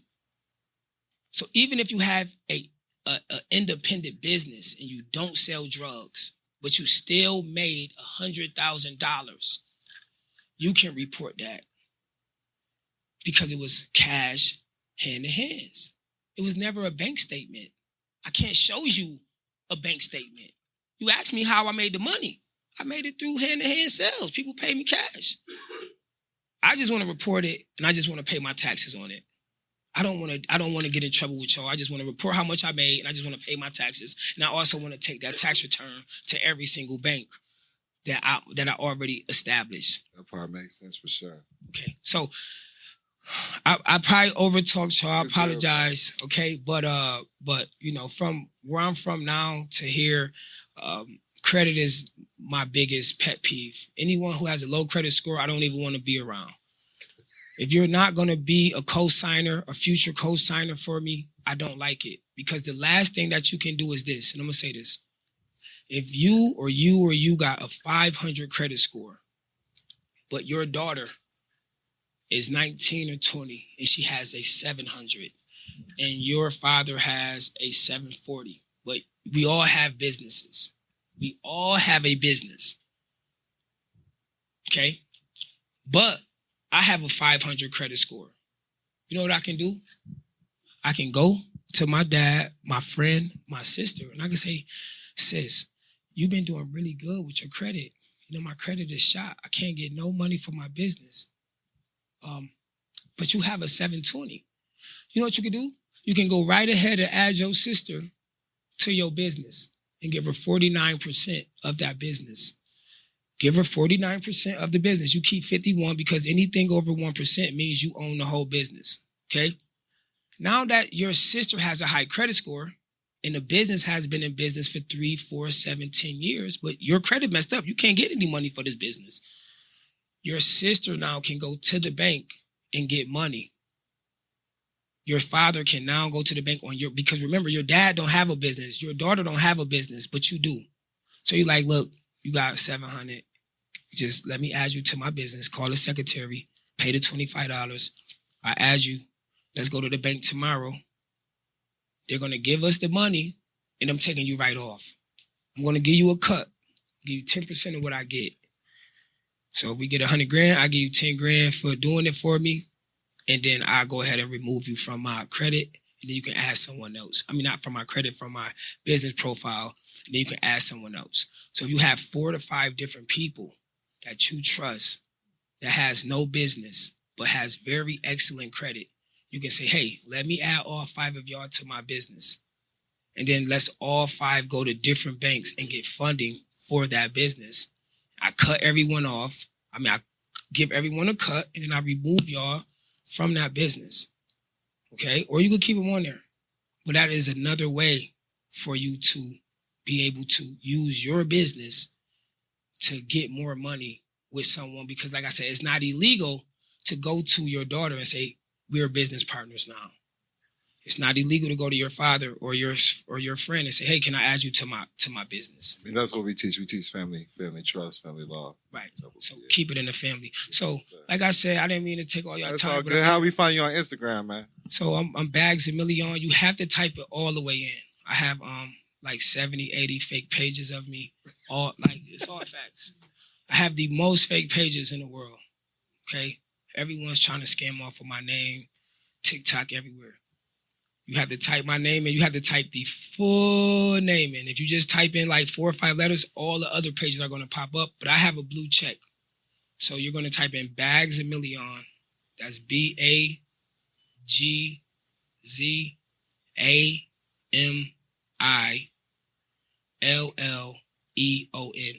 Bagzamilleon. And then you'll see the blue check, but you won't see it if you just type it in, but you'll see all the other fake pages. Right. Okay. So that's like, I'm going to do we're going to do the question and answer after Chief. But I just want to add this real quick. So, but I teach faith-based organizations and stuff. We don't report stuff to the IRS that way, though. We move a little different. I just want to say that. But there is people in here, I have students in here that have made their name a business and could possibly, allegedly beat some drug charges. So I just want to throw that out there. I do have people in here that have beat cases, making their name a business. I've got heat off of people selling cannabis. Cannabis is not illegal to sell, by the way. Marijuana is. No, cannabis is a flower. A lot of people don't know it's a flower. You can't make a flower illegal. Well, a lot of people don't understand that. But if you tribal, that you've always had that right. They never took that right from you as a tribal people. Then if you're tribal, you have the right to, as long as it's not hurting nobody, you can do what you will. I'm talking about crack cocaine. If you want to smoke crack on tribal land, you can go smoke crack. But I'm just saying that's what it is. But yeah, they add baking soda. It mess you up. But but I want you to know the private life is different. So like, people do move different, and I see why it works for you. You know what I mean? The way you broke it down, Bags, I understood everything you were saying. And I want you to know the Community Reinvestment Act is how I was hitting banks getting the $25,000 my first time. But some of them do say no, but you just keep going. And I was saying I was the founder and director with people with good credit. So everything you were saying, that's how I was moving. So I want to say something, and once again, when I hear or see something or I come across something, when I hear the word understand in court, this is one of the first words that they use when they're reading your charges out. They're going to say, do you understand the charges? When I went to court and I told the judge that I don't, okay, so for one, in my book, I talk about never using the word understand. Understand is a curse word. It's not a word to use. You're not supposed to use it unless you are going to control the person that you're in. So if I come to you and I say, be quiet, shut up, don't say nothing. You understand me? When you say yes, you're now under my control. Right. It's called a stand down language. This is a language that judges are trained to give you. Correct. To make your subconscious stand down. So when he said understand, every time I hear someone say the word understand, it puts me back into like my teaching mode. Like it's like you saying the word need. I'm like, bro, you don't need for nothing. That's where the saying come from. You don't need for nothing. Okay. We don't have to understand nobody. And when we start understanding people, we start going under their control. When you start overstanding, it's when you're not even on the side of them. You're going to let these people know, I do not understand, I overstand. And I hear him say understand. And maybe to him, me and him don't see eye to eye with words. But to me, I don't want him to say understand. Understand, overstand. Right. Correct. It's Correct. all good though. Comprehend. And that's it. Yeah, there you go. Now, listen. So I just want y'all to know, I got everybody up here just to give them their roses. They need their roses, But when it comes to to Chief right here, not only like he in the public, he's a doctor. You know what I'm saying? He does the health. But he is more than that. He knows his private life, man. So I'm just gonna let him go with the flow and speak what's laid on his heart. But I know when it comes to the private life and everything that y'all are trying to overstand and understand, like he's there. He'll be able to tap into ethers and respond off of that, off that energy. That's how I look at it, man. I don't know how else to explain it. Here you go. Thank you. I appreciate it. Well, first off, I just want to greet everybody in our native language. Dakwe, ni tainos, ni tainas, dakai, daikwe. What that means is greetings to my royal brothers and my royal sisters. That's what that means. So I'm Chief Minister, Dr. Nebuchadnezzar Hakeem Bey, also known as Chief Prime Minister of the Zemiku Tribal Nation. That's on the private side. On the public side, I'm a professional bodybuilder. I'm a head judge. I have over 29 championship titles. I'm the #1 vegan bodybuilder in the United States. When it comes to fitness, anything, professional athletes, I know them. I have some professional athletes in here. We have a professional wrestler in here. We have professional bodybuilders in here. They want to stay low key, so I'm not going to really put them out there like that. But we have a lot of professional athletes that came here just because support. I'm not going to take up too much of your time because I do want to get into the Q&A. But when it came to the medicinal plants, right? So we had a couple of the tribal members that wanted to get their medication. So, long story short, we went and we got their medication. And let's just say, we also got it tax exempt while everybody else was paying the 20% Vegas tax. The manager came out. They gave us ministerial and indigenous exemptions. So let's just say we left out of there with only $100 worth of stuff, but it was really like $600 worth of stuff. We just leave it like that. So when I leave, we might have extra medicinal stuff just sitting around because there's way too much. We're gonna donate it. We're gonna donate it to the clan. I don't use, like my brother Bags. He said he don't like words like that. I don't like the word family. So after today, I want everybody to stop using the word family. Always understand family trust. That's one thing. But understand that the word family in their world, in their matrix, look at the etymology of the word family. It means a house servant. Has nothing to do with your mom, dad, sister, brother, mother, sisters, uncles, cousins, brother. They don't got nothing to do with that. Family means house servant. It means you serve in the house. You serving something. Clan means a tribe. People of sanguinity. Some of you don't know what sanguinity is. You can Google that, write that down, sanguinity. Sanguinity means through bloodline. Google it. Google's free. Google's free. Google's free. Just, you know what? Just pull out, press the little microphone button, and then just say sanguinity. It'll come up. There you go. So sanguinity is through bloodline.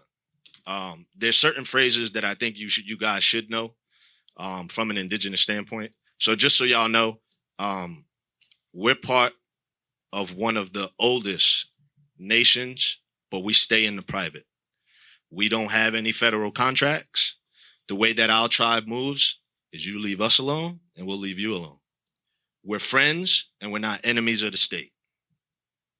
Does that make sense? Some of y'all that may have gone over your head, but there are some things in place that makes everyone in here under wardship tenures. Y'all might want to put that down. Wardship tenures, which means it makes you a ward of the state. And if you're a ward of the state, that means you're state property. And if you're state property, then you're federal property. And if you're property, that means you're 3/5 of a human being. That's why they can get away with shooting and killing our people, because they're still under wardship tenures. The Spanish Inquisition is still going on today. People do not know that. The Spanish Inquisition is what's putting people in the place of being property. If you're like, this is my bottle, right? Okay. Should I go to prison for that? That's my property. If you turn someone, a live, living soul, as your property and you eliminate them or you eradicate them, I might say a couple controversial words, right? Or just get rid of them for whatever reason. It's not illegal. They can't go to jail. They shouldn't be punished because they're just dealing with their property. That makes sense. So a lot of you may not be tribal, but a lot of you may have ministries. 50AC1As is what a lot of us do. Private ministries. You run your private ministry the way you would a tribe. Everything starts at home. Legally and lawfully, in order for it to be a tribe, there must be 3 or more people. So if you have a mother, you have a father, and you have an offspring, we're not going to call them kids because that's another word that Bags and I don't like.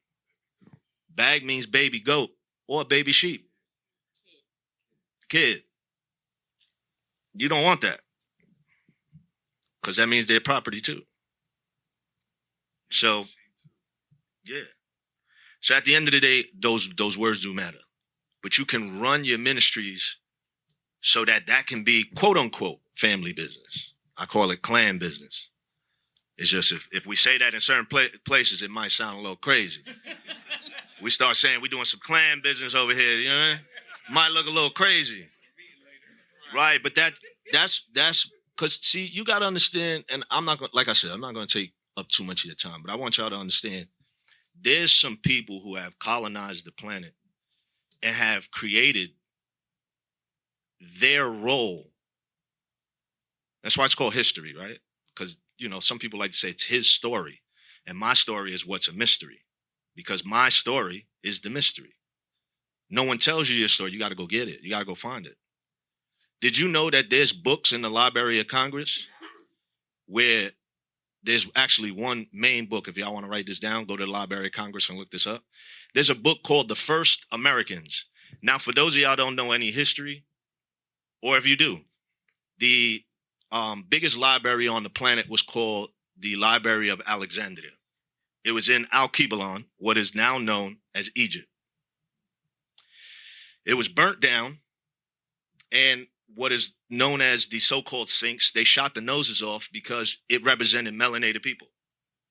And it showed that melanated people are the original Cometians, Cometics. Now, I am initiated into certain orders, ancient Egyptian order. I'm also an ADAP. I passed the ADAP chamber. I could stand on my square, 320, 720, 360, whatever it is. Those degrees are here. I'm not in a state of frozen consciousness. So I'm not a 32-degree master mason. I'm a master builder. So what that means is 32 degrees is frozen. The 33rd is given. It's honorary. We gave the Masonic lodges their lessons of how to run government. We gave them civics. When you guys leave here, you're going to learn the importance of credit, right? That's what my man down there is for.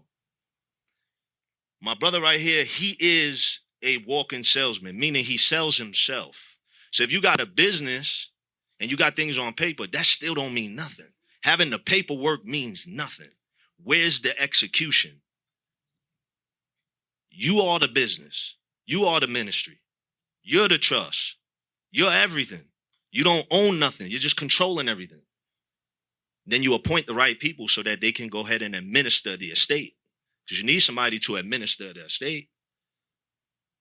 My brother right here, he opens up the door. He can give, he's well-versed in a lot of things. He's giving y'all a lot. I can show y'all some things that correlate with everybody, but how to tie it back to who you are as the live living soul. The live living man and woman. So a lot of people, listen, in the court, right? Courtrooms, favorite saying, Bible is a fact in the courtroom, right? Okay, so we're not talking nothing religion here. We're going to talk law now. That's called ecclesiastical law. Is everybody following me? So we're talking ecclesiastical law. Okay. Man, God in the books, right? Elohim, I get it. But I'm just going to use terms that I know y'all. I don't want to lose y'all. God said he created man in his image. He created man in his image. Number one. The animals on the planet are male and female. The woman in the book It's part of the man, right? Because the man and the womb man come together and become one under one covenant. That's because she holds the womb with the B, W-O-M-B, the womb of man. She is the holy waters. We can't get here without a mother. And guess what? You could tell how far the lineage goes by looking at your belly button, because that's the only birthmark that you've ever had in your life. The little freckles and stuff that people got, that didn't come from birth. That's actually a deformity. I still love everybody. Everybody's deformed. I'm deformed too. We all messed up in this world, right? It is what it is. But understand the number one birth, you only got one birthmark, and it's your belly button. And that belly button, right, was attached to an umbilical cord. And you were inside of a sack.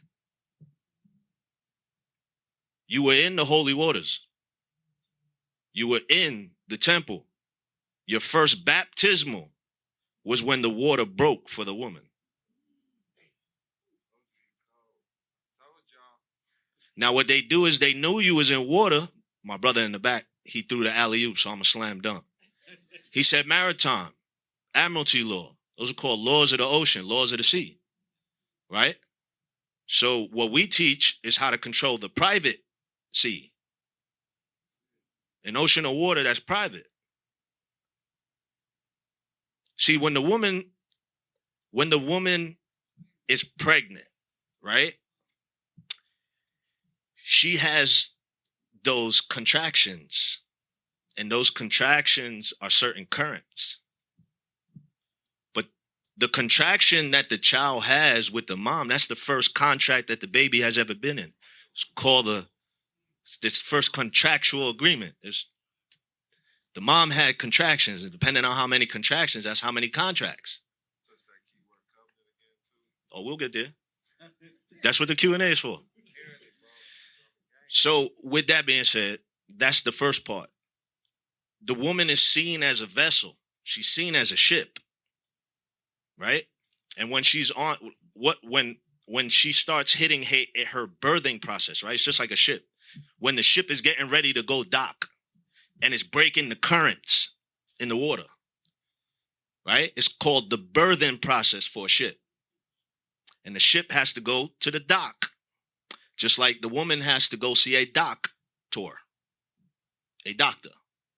And then what happens when the ship docks? Then there's a certificate that is issued. Y'all follow? I know you do. Right? Now that certificate is to show what supplies went from the waters onto the land. The labor, the energy, the currency, because they're in the current moment of leaving the sea.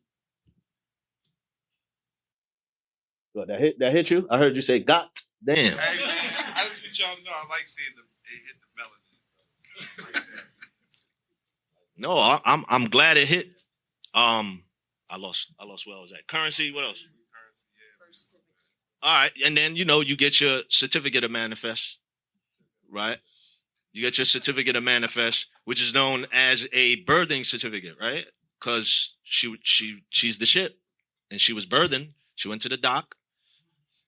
They get the certificate of what was on there, the cargo, right? They call it cargo. Yeah, it's just when you relate on the ship. So with that being said, understand all these words, they mean something, they have spells. Everything is witchcraft.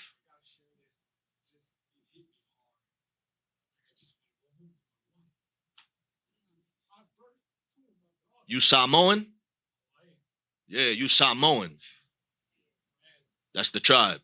Everything you said, the way you described everything, I got to experience 2 home births in my house. And I have 3 kids. A 5-year-old, a 3-year-old, a 1-year-old. And I fall into this like a week ago. Don't even know what's going on over here. I'm in a parking lot. Smoking J before I get in there. Allegedly. It's still allegedly. I got the chief, I got Don, and I'm like, man, what am I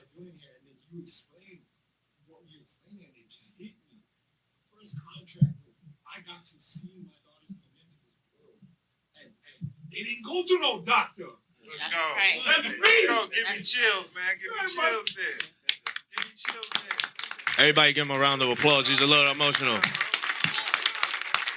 I'm a non-emotional, emotional person, so I don't really know how to react when men cry, so I'm going to let him be. I just want you to know I'm getting goosebumps, y'all. That shit don't happen to me. But listen, brother, I feel you. And I have a lot of friends that are Samoan, okay? So my doctorate degrees, because I ain't really get into that. So I don't want to bore y'all with all that. But, yeah, because that's the boring stuff. Just yeah. We'll give you more than just the doctorate. The doctorate don't mean nothing. It's just a piece of paper, just like a certification. Sometimes you just need pieces of paper to be able to get a bigger bag. Number one rule in my tribe is don't fuck up the bag. I hope y'all understand that, because I think y'all not really going to hear it. Like, now I got to get back into the street version of me, all right? So for everybody to know, I'm from New York. I'm from the Bronx and Harlem, okay? I'm 50-50. Half of my family was tribal. The other half was in the street. They were kicked out of the tribe. Yeah, I'm a New Yorker, but I'm a national. So I'm not a citizen. 8 USC 1408. Go ahead, look that up. At birth. So where I'm going with this is kind of like my other brothers that was explaining some stuff up here, is that I was told to not take any labels that was given to me. The number one thing my father ever told me was, you're not this, you're not that. You're Taino. That resonated with me until I started talking to older ones and I started going under the tutelage, learning under different master teachers, learning under different schools of thought. I learned how to speak to people, and this is why, you know, how the Bible and the Torah, they all say the same thing. Speaking in tongues to me is something different. Speaking in tongues to me is when I got a Crip, a Blood, a businessman, a lawyer, I'm going to speak the language they speak. That's speaking in tongues to me. Because no matter who you are, whether you're indigenous, whether you're not, if you're a professional athlete or you're not, whether you're an attorney, a judge, you're going to resonate with me because I'm going to speak the language that you're going to understand.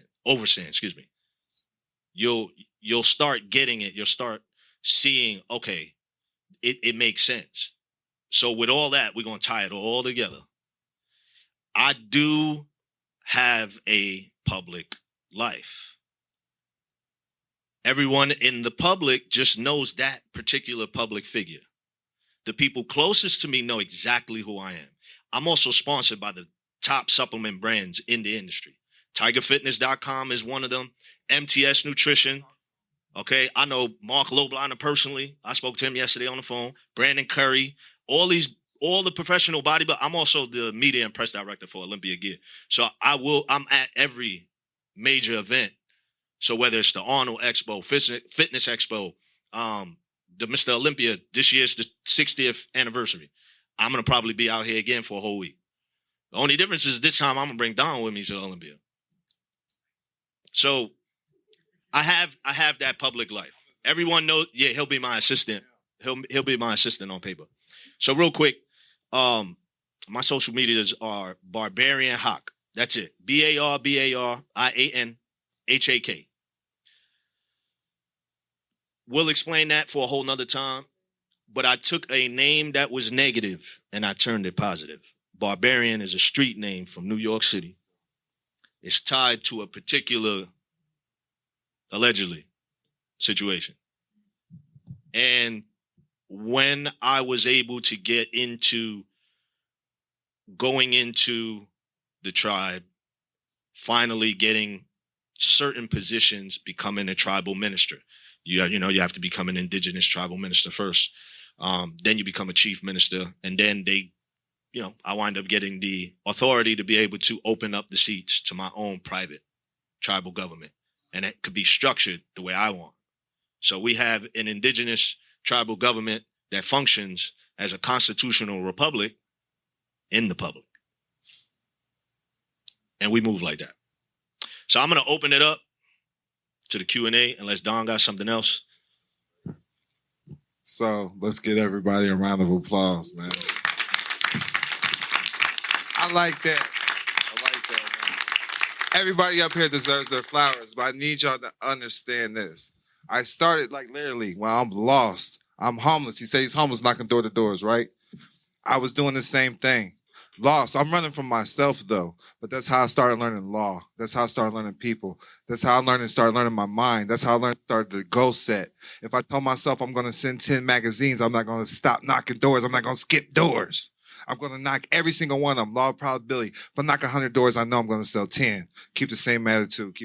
So you are the business. You got to keep that same attitude. If you believe you're going to be the case, you're going to be the case, because in order for a crime to exist, there has to be a victim. You understand? So that's just what I want to put out there, man. I'm opening up Q&As. I watched him, and I was so happy when I seen him again because he's successful, because my steps as an entrepreneur and being confident about who I am and feeling great about talking to strangers. People don't know I don't like talking to strangers. People don't understand that. I'm still annoyed about that. Like even with my homie, I said, well, I don't really do clubs unless they paying me. I go to the club if they paying me. I'm in that. But other than that, I'm not no club guy. I'm a loner, smoke weed. That's what I do, man. But I appreciate everybody coming out. Y'all look good. Y'all look amazing, man. So I'm going to use this mic. Y'all want to question and answers? Ask them what you need to know, man. But I appreciate y'all coming out, man. And y'all see, I'm telling y'all, man, what I do, for some reason, this is who I call. Like when I'm going through some shit, I do be calling him, man. He just be checking on me. He's like, bro, I know you needed something. So that, like I told my homie C's, because C's is going to be working with him too. Just be yourself, man. And then you're straight. He understands you're human. You understand? He done been through the wire to get to where he's at. So just that's what it is, man. But here y'all go. Let me put that right. Be there for y'all.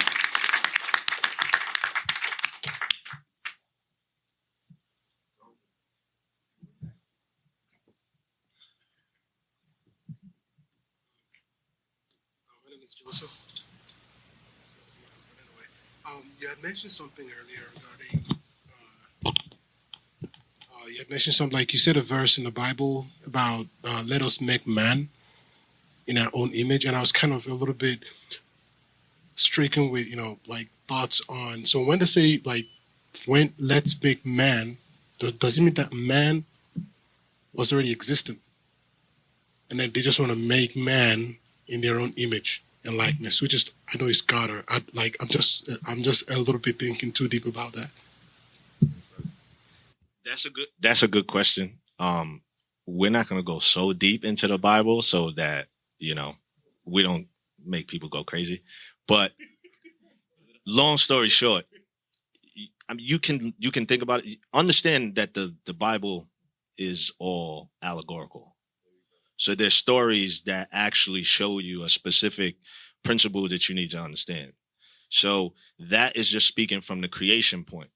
So if God created man in his image, right? Man meaning like man, not mankind, because that's a whole nother thing. But think of the woman. The woman is our version of God on the planet because she can create man in her image through the baby. See, you have to understand, a lot of people didn't look at it, but you could look it up. See, you ever looked at the word father? It's because us as husbands or whatever, however you want to call it, we fat her with our seed. We fat her with our seed. We have to plant the seed, right? And that seed that grows is the child. Do some research on sperm. They have found that men's sperm is condensed sunlight. So if it's condensed sunlight and we fat her with our seed, this is why some people call their woman the earth. Because you could plant your seed and it'll grow.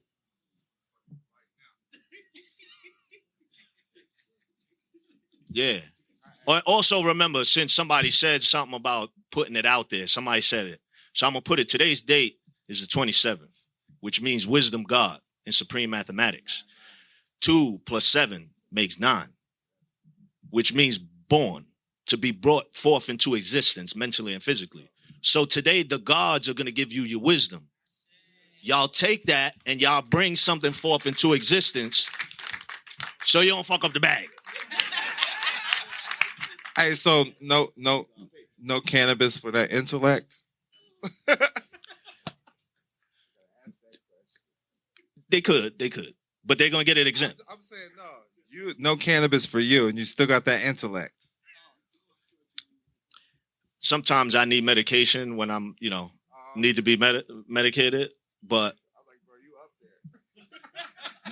I'm not high now. I didn't take none now. Oh, I'm always gonna be up there. Yeah, you're in the ether. Sometimes I have to pull back down, so because sometimes people can't grow with you, right? It's called closing the gap. So there's something called closing the gap in world and in business. Not everybody could go with you where you got to go. It's not meant. And it's called dead weight. So I had posted something on Instagram, and it was the flyer. And I said, the wait is over. And somebody said, you spelled wait wrong. I said, no, I didn't. I said, the dead weight is over. When you come to the event, the dead weight is over. That's what you pay is with dead weight. Cut off the dead weight, and you can move up. Close the gap. Either you can't come down to bring them up with you. They either gonna come or that's it, because it's called dead weight. It's baggage. They just holding you back. The odds is weight, man. But I wanted to add this though. So I be creation is what your own belief. So like you said, you don't want to get deep, but I always said it takes a man to raise a man, but a woman to raise a nation. Even with, like I'm not gonna get too deep in political because if you say the wrong things, they cut you off the air. But like trans women, they came from a woman, so they still a woman. But I'm just saying, like, women create everything in this realm, and I believe that the sperm cell turns into the brain and the spine, so that's where you get your spirituality. Correct. When the tail breaks off, that is what's gonna create the spine. So just to add on to that, right? Well, say that one part about the trans again. Trans women are women because they came from women, and men are women too. Okay, understand that every single baby in the womb is a woman first until the testicles drop, which are the ovaries that were in the stomach. That's science. When the testicles drop, this don't got nothing to do with belief. This is not my opinion. It is what it is. It starts off as woman, and then there is a chemical reaction that forces the testicles to drop. When the testicles drop, now you have man. I just love it when people do their own research and studies. Because the conversation is different. You know what I mean? But next question. We here for anything, man. Everything we went over. I want to talk about the private life, whatever, man. You clean too, by the way.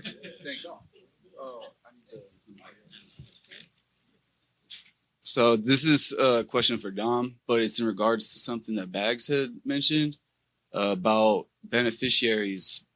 Bags was saying that he's always being the beneficiary in the business he's conducting. And I'm working with Don. I'm a minister, and I'm trying to, I am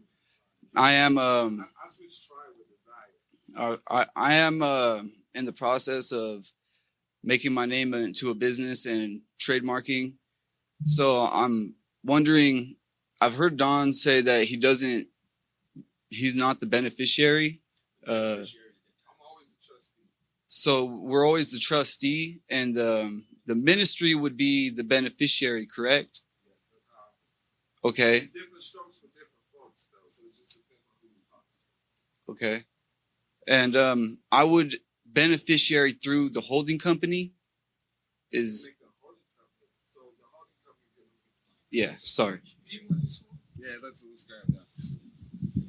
So just in case. So here you go. Here you go. So this is how I move, okay? This is my process. Everybody moves differently, so everybody has different words of advice. But what attracted me to Bags the most, because obviously I like to be me. His ass knows about charging order protection. He said, go to Delaware, buy an LLC. Yeah. So listen, we do Nevada. We do no. Hey, like, listen, literally, that's hard. That's hard. He's teaching because you learn the game through music. You learn to teach. They teach you first through music. Twinkle, twinkle, little star. So you're a star. Then they remix it to ABC. Now you spell casting. Spelling, spellcasting, by the way, just so y'all know. It's the sound. You come through the world first through an ultrasound. But so using the social security number, it's a public trust. You're automatically the beneficiary. So this is why you're getting taxed for everything. So if I'm paying his government, I'm under his government now, I can just, here's 10% of whatever I make.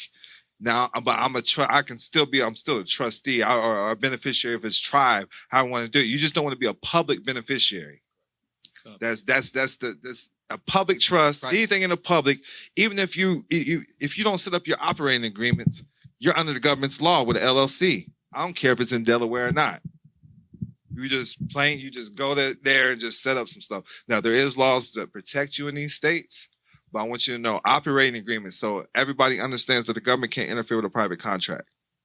So even with the codes and statutes, I want you to know when sometimes we may maneuver, we're going to use our bylaws. We're not what it says right here in our tribal constitution.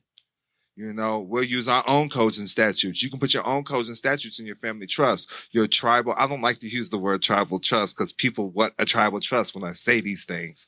Like, Don, help me up with a tribal trust. I mean, it's just paperwork and I wanted him to touch covenant. He used the word covenant. And I need people to know with the church, you have a covenant with God. When you're creating I don't even want to say church, faith-based organization, or even your tribe, you have a covenant. And I want you to know there's not a promissory note because these are slave contracts. There's not a promissory note. There's not an agreement that can go against the covenant. It's that good faith. It's your faith with your higher power. So like even with him, if he's with a record label or something like that, he would be rapping for God. If that makes sense. But the beneficiary, I don't put people as beneficiaries in my trust. I use nonprofit organizations, 508c1as. Your holding company can't own anything anyways. It's like a public trust. If y'all understand holding companies, all a holding company can do is hold assets. All a trust can do is hold assets. And what the government controls of you, to my understanding and belief, allegedly, because I've never seen the government, I'm just letting y'all know I've never seen the government. I don't know if y'all have. I do smoke weed. But so it's like you have to understand that they're the public trustees. The Social Security Trust Administration, only thing you can do with the Social Security number is pick your trustees. I guess that's your right to vote. But, even as a color, like I've been trying to teach Kenny this. I don't know if Kenny's got it yet. The black backpack. The backpack is the noun. Black is the adjective, so you can never be black. But if you choose to be black, your black ass is sure enough to go to jail. Does that make sense? So you volunteer the information. The information is always voluntary. So I just want to throw that out there. And he did say, I don't know if I'm supposed to say, he said pretty soon he's going to make it where he's going to have a public tribe that's going to be open to help people in the public that can come. They're going to have to go through things. Well, so basically what we're going to do, our tribal nation is in the private. We live in the private sector. So what's going to happen is we'll still be in the private sector, but we'll have evidence of our existence in the public. So Wikipedia wants to write a whole Wikipedia page on me, on who I am, public and private. So they're going to say, this is Chief Minister, blah, blah, blah. But in the public, he's a professional athlete with XYZ credentials and master trainer, sports nutritionist, doctorate in kinesiology, exercise physiology. So, yeah. So we're not going to go completely having like contractual agreements with them, but we will have a treaty with them so that, they stay over there, we stay over here. You do what you want over there, we're going to do what we want over here. So, yeah, that eventually, because there's a part of nationality a lot of people don't know. Nationality is key. If you have no nationality, then you're a subject. Of course, my brother. I want to say something to what he was just saying about, like, you never see Amish people in jail. You never see Amish people in jail. You never see Native Americans in jail. Now are they Native American holding cells? Yes, of course. In their land, it got to be jails. But the normal person that's Native, is not going to jail. I want you to know, watch that word too, because native does mean servant in bondage. Okay, Etymology and native. I want y'all to understand this stuff because we go back and forth. And I love it when somebody teaches me new words. Like even the word smart means to cause pain. Nice means foolish. Look these things up. Dumb, stupid, and foolish. Queen means head whore. I love my queens. Yeah, that's another thing I say. So I'm glad you said that. That makes sense. I call every female a goddess, and I always let a female know if when a guy call you a queen, you should always stop him in mid sentence because a queen was a whore to the king. The queen did every single thing that the king said. So if the king said have sex with 10 of us or 10 women, she pretty much did every single thing he said. So I don't look at females as queens, and I don't like when they call themselves queens because you're a goddess. And I think once you call yourself a queen, you take the responsibility of being a whore. Right. Without really knowing it. It's just like you don't know you a whore, but you have whoring tendencies because you want to be this queen to this king that is the person that's telling you what to do. Okay, so if you're a goddess, you're not going to even look at a king because you look at a god. You're bigger than a king if you are a goddess. Okay, well. I just want to jump in. You said the word female. I'm going to go back to it because you just reminded me. Here we so it say that, you know, man and woman was given dominion over the animals and the land. So that's actually the first trust agreement. We became the ministerial trustees of the planet. Right? Okay. Animals are considered male and female. So when you go into court and you say that you're male and female, automatically that is a verbal contract stating that you are not under the covenant anymore. Then they give you a Bible and they tell you to swear on it. If you're under the covenant, you're supposed to affirm, not swear. Because when you swear, now someone else is your God. And remember, the word God is government ordinance department. Hey, I want to add this too, because after we do the Q&As, we'll take a break. I'm gonna let y'all network. But I see, like, with people that came in with him, just with him, they know some shit too. I'm not trying to throw him under the bus, but like the stuff he's talking about, the people that came with him, some of them do know some stuff. Like they're pretty deep. So I'm just gonna throw that out there, man. They're very intellectual. They're very enlightened individuals. I have a question. Oh, that's fine. Credit wise, do you recommend adding your children to your credit line? And that's one. And it's authorized use and trade line the same? Okay. Okay, so when you're dealing with the kids, I'm glad she asked that. Your kid cannot. Children is a baby goat. Okay, your children. Okay. Or keep interrupting during sex. It stands for that too. Correct.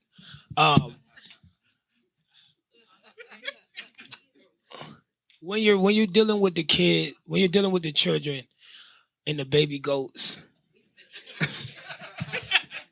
We own land and we farm on this side. So calling you Billy out here. So yes, I wouldn't add a kid to the credit until 17, 18 years old. It's nothing they can't get credit until 18.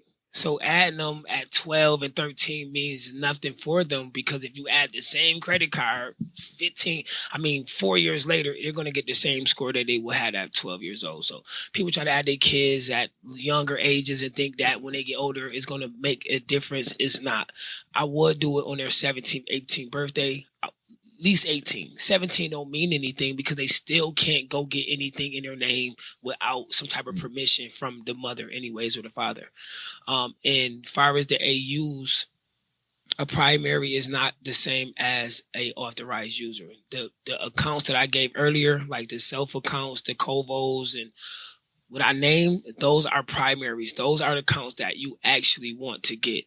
It's called the 91-day rule, where in 91 days of payment history on time, you now can get what's called a balance increase.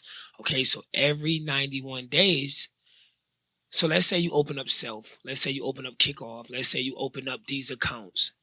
you're not going to get any money before 90 days because they want to see 90-day payment history. Now, on the 91st day, they're going to say, hey, she had kickoff for 3 months and she paid. That's where the FICO score comes from. It comes from history. Credit Karma is a vintage score. It's called Vintage. That's Credit Karma. It's called Vintage Score 3.0. And Experian is going to be a FICO 8 or a FICO 10. You only want FICO. You don't really care too much about vintage scores. That's why they say Credit Karma score is always different from Experian. Okay, so you want to deal with primaries. Make sure you get you around 12 to 13 primaries. That's a must. Anything under 10 accounts, you're not credit worthy. And then on top of that, the AUs. You do not want to get any AUs that's contradicting your age. Okay, so if you're 30, you don't want a 30-year-old trade line because you was not 0 years old when you got this trade line. I came out this getting credit. Boy, what you talking about? Well, hey, but look, can I add to this though? That's what I said about the 18 years. That's what I was. So look, 'cause I help people with child support and stuff too, right? So you make your kid's name a DBA under your name that's an LLC, then you can build credit off that way for your kids, if that makes sense. And then make the clan trust or the tribal trust, whatever you want to call it, not the family trust, but you make that own the kid's name, and then you could just build business credit with the kid's name, if that makes sense. That does make sense. Because a parent is a pair who rents. Child or children mean property of a corporation. So your children's name is already a business. If you're trying to build credit, you're in the slave. A credit system is a slave system. Right. So you got to learn how to own nothing, control everything. You're not the name, you work for the name. So I just want to throw that out there. My main thing is this: get the money from the credit and move. Like, not move out of state, but like move. Like, let's get the tribal stuff. Just go private. I'm talking right. Right. See, the best part about all of us up here is that there's people in here that's not private, and there's a lot of people in the public. So go to Bags, get the public information. Right. Get that right. And come straight to so that we could go into the private, because what's the point of having a trust if you don't have assets to protect? The Palu ID. So this we stay foreign, because at the end of the day, if you got problems in Missouri, pull up, man. I'm foreign. Man, the police pulled me over. I did want him to speak on him because his way is a lot safer than what I teach. Nah, man, because listen, when he came in here, listen, literally, when he came in when I finally got to meet you, it was hours after he got off the plane. I finally got to meet him, and then because there's tribal rules, bro. Y'all got to be trained in this stuff, man. You know what I mean? Like the way he pulled up, y'all got to be trained like that. That's how y'all supposed to be moving. Y'all have to have people to call. You can't just be like, man, I'm the Republic of Palu, and I'm a foreign national. Though they have to talk to your consular. They have to talk to your ambassador. They got to take me to your leader. You have to have leadership. You know, when you were 16, they call your mom, they call your father. You still need a mom and father out here, man. I'm not, you need even in the higher ups. I'm not gonna get too deep, you know what I mean? Because there's people in here that isn't a problem, but they got handlers. They talk to their handlers. You know what I mean? So with this, you still want to have that unity, that tribal unity. You still want that clan. You still want to have people that you can call on. So I just want y'all to understand that. I'm glad he said that. What made me know this ID was special was two things. I never tried to catch a plane with this because I never wanted to get to the plane station and then try to use this and then they turn me around. So I always just take my expire ID or whatever. Okay. But what made me believe in this was that I went to a bank and I wanted to withdraw my money. And when the lady came, she said, we can't take this ID. We cannot take it. I said, what do you mean? I came in here last week and got money out of here from the manager. They know me. It's a UN number on here. It says my UN number is located on here. Now, this UN number, I don't know what it is. I don't really know what it stands for. I do know that they use this UN number when they're when I'm withdrawing the money, they put this 9-digit number on the slip. Okay. Now, secondly, what made me like this Pamunkey ID is when the police put me over.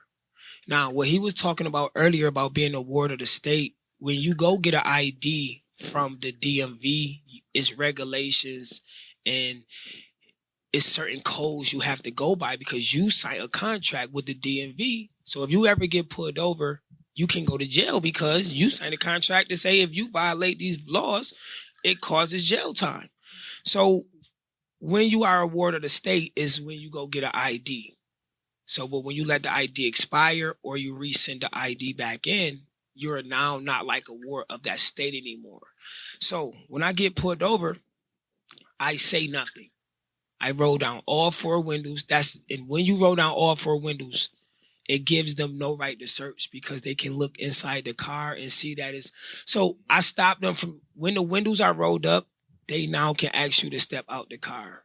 But when all 4 windows are rolled down, you give them visible sight to see of no guns or drugs or anything in the back. Only when you leave the back windows rolled up and they can't physically see in there, they can ask you to get out the car. But I learned this from being Native American because I've been getting pulled over. I don't drive with no license and I don't drive with no license plate. Okay, so they're going to put me over. But when they do, I roll every window down. As soon as he come up, I hand him this. When he go back to his car, the first thing he's going to see is international traveler. So I'm going to let him know that I'm not driving. I am traveling. Now, but I'm not going to go too deep in it. Because when you start doing too much, they're going to pull you out. They're going to say you're indigenous. And they're going to say that you all of this stuff that you're not. No.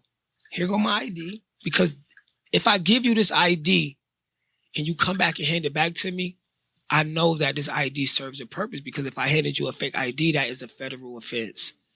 So if you give me this ID back and don't arrest me, I know that this ID means something because I can't give you no fake ID. It's a federal offense to give you a fake impersonation ID. So when they come back, guess what numbers they're going to read? They're going to read these 9 digits, but these 9 digits is not going to go to their state. It's not going to go to anybody but to the UN, the United Nations. So they can't write me a ticket because I'm not within their jurisdiction. He's known as an alien. So now when they come back, they just come right back to the car and they say, have a nice day. And that's only because I'm not going to start to talk like, man, I'm this, I'm native. You can't touch me. I don't got to roll my window down. Yeah, you do. Yes, you do. Roll your window down and hand them your ID. Let them know that you're not driving and that you are traveling and that you are Pamunkey and that you're traveling back home. You just want to get home. So I want to jump in on that real quick. You see, when he was explaining how the process with the ID, it's called an IPON, Indigenous Peoples Organization Number. That's what that number is. Yeah, it's called an IPON, Indigenous Peoples Organization Number. So that is sending them to the UN to let them know this is an indigenous people's organization. It's a tribal government. And they're dealing with the UN. Because a lot of people don't know the United States sold everybody to the UN. Yeah, they sold everybody to the UN, and then there's a custodian, and then there's like a whole bunch of people administering your estate, and you haven't like spoke to them, and you haven't told them who you are. So until you identify yourself, like you see how he said he pulled the windows down, he's giving his ID. Identification. I would do it a little bit differently because they're supposed to present 3 forms of identification. Because I don't know who he is. He could have stole the car and the gun. He could be doing identity. Only reason why I don't do that because of my background history.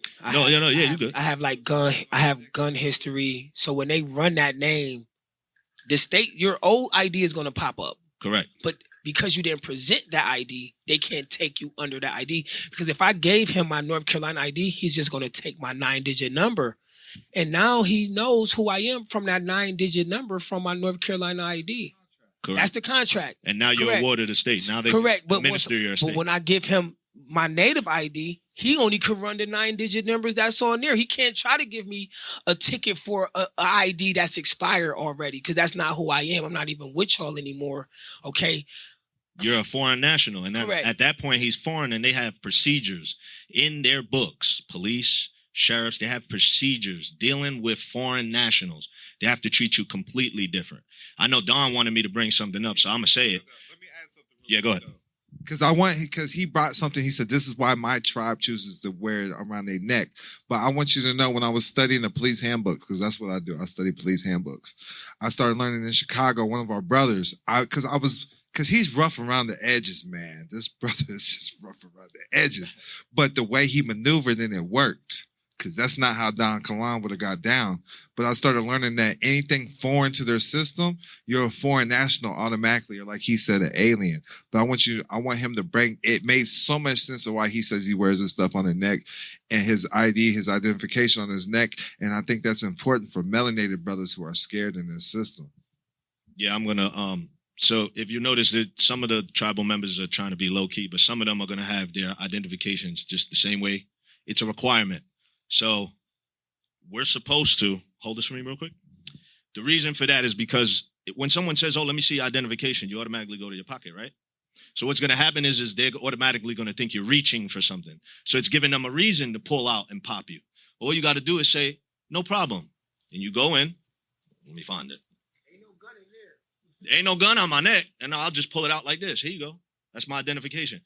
Then you pull it out and you give it to them. Then they're going to run your barcodes, and it's going to say, well, so I got it now. So when they run the barcodes, it's a little different. So we went to one dispensary. I'm going to tell y'all a little story. We went to one dispensary. When they ran the barcode, they didn't want to bother us, because when they ran our barcodes, the status comes up. Do not detain, do not arrest or harass.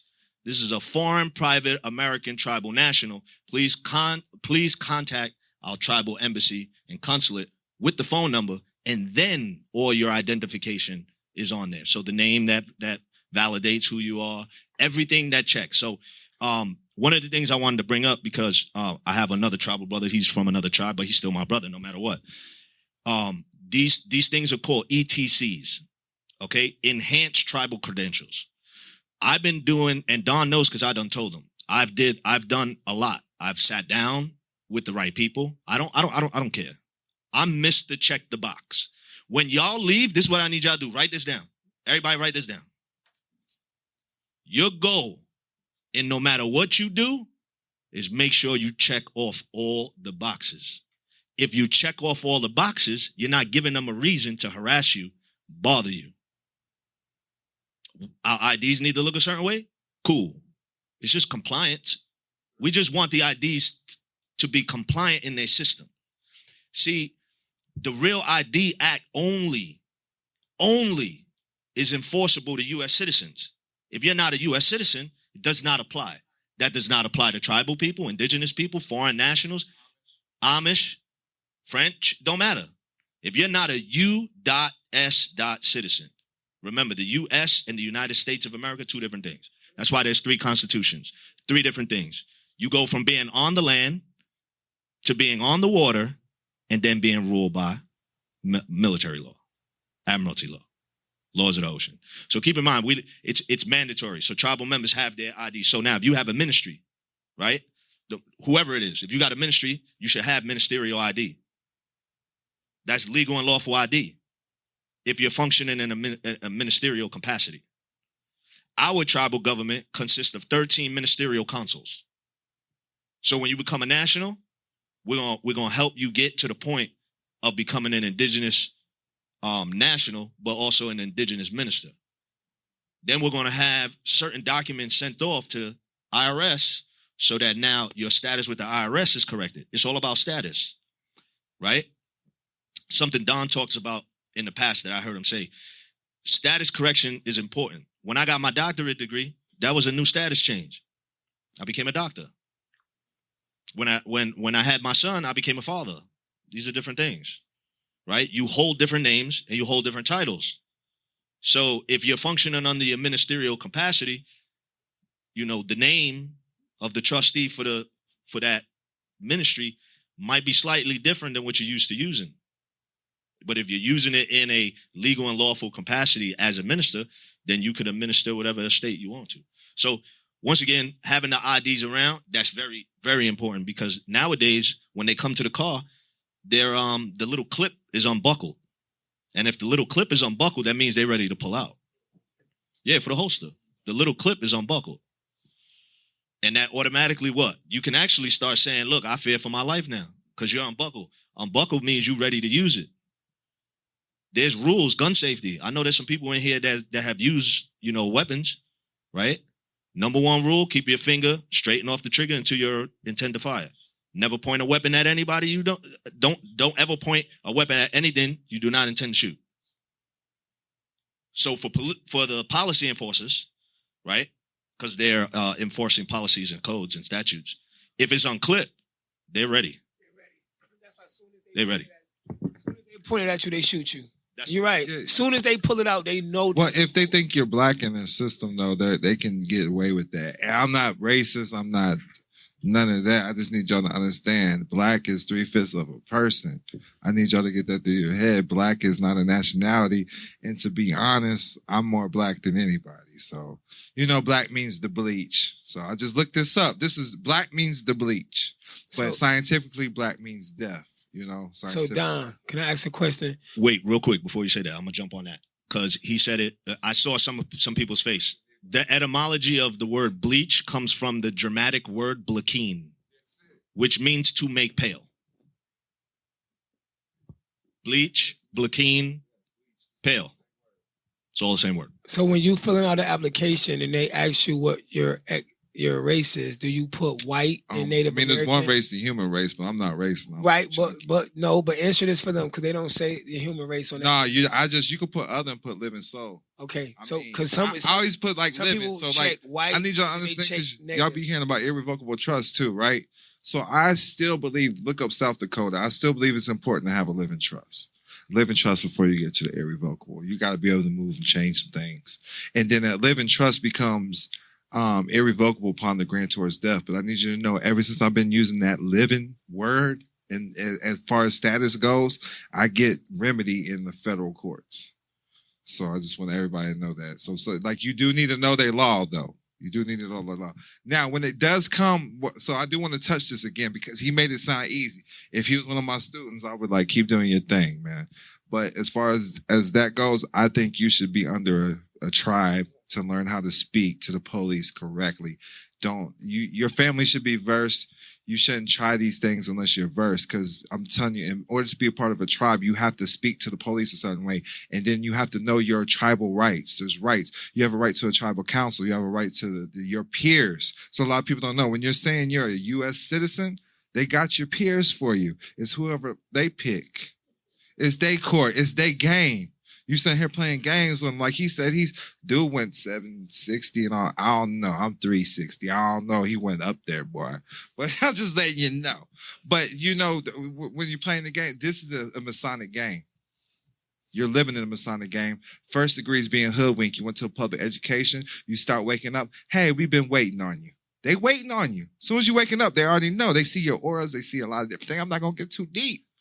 But I need y'all to know there's a reason why if you went to a public education system, you're not inventing things. Because naturally you will be inventing. You'll be inventing things. You're getting that creative spirit, that creative realm. That's what you're here to do. So with tribes and sometimes they watch you. Like we need to be having our own I'm gonna say Dick Gregory, if y'all know who Dick Gregory is. There a lot of people don't know how he was getting money. He get funding from governments and stuff and learning the private, do science.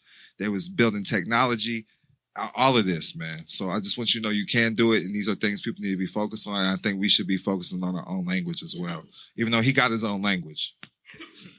Just to touch on what Bags was saying, I would always suggest that the individual know who they are before filling out an SF 181, which is going to be the form that has you state either you're white, Native Hawaiian, Native American, things of that nature. That's what that form is called. It's called the SF 181.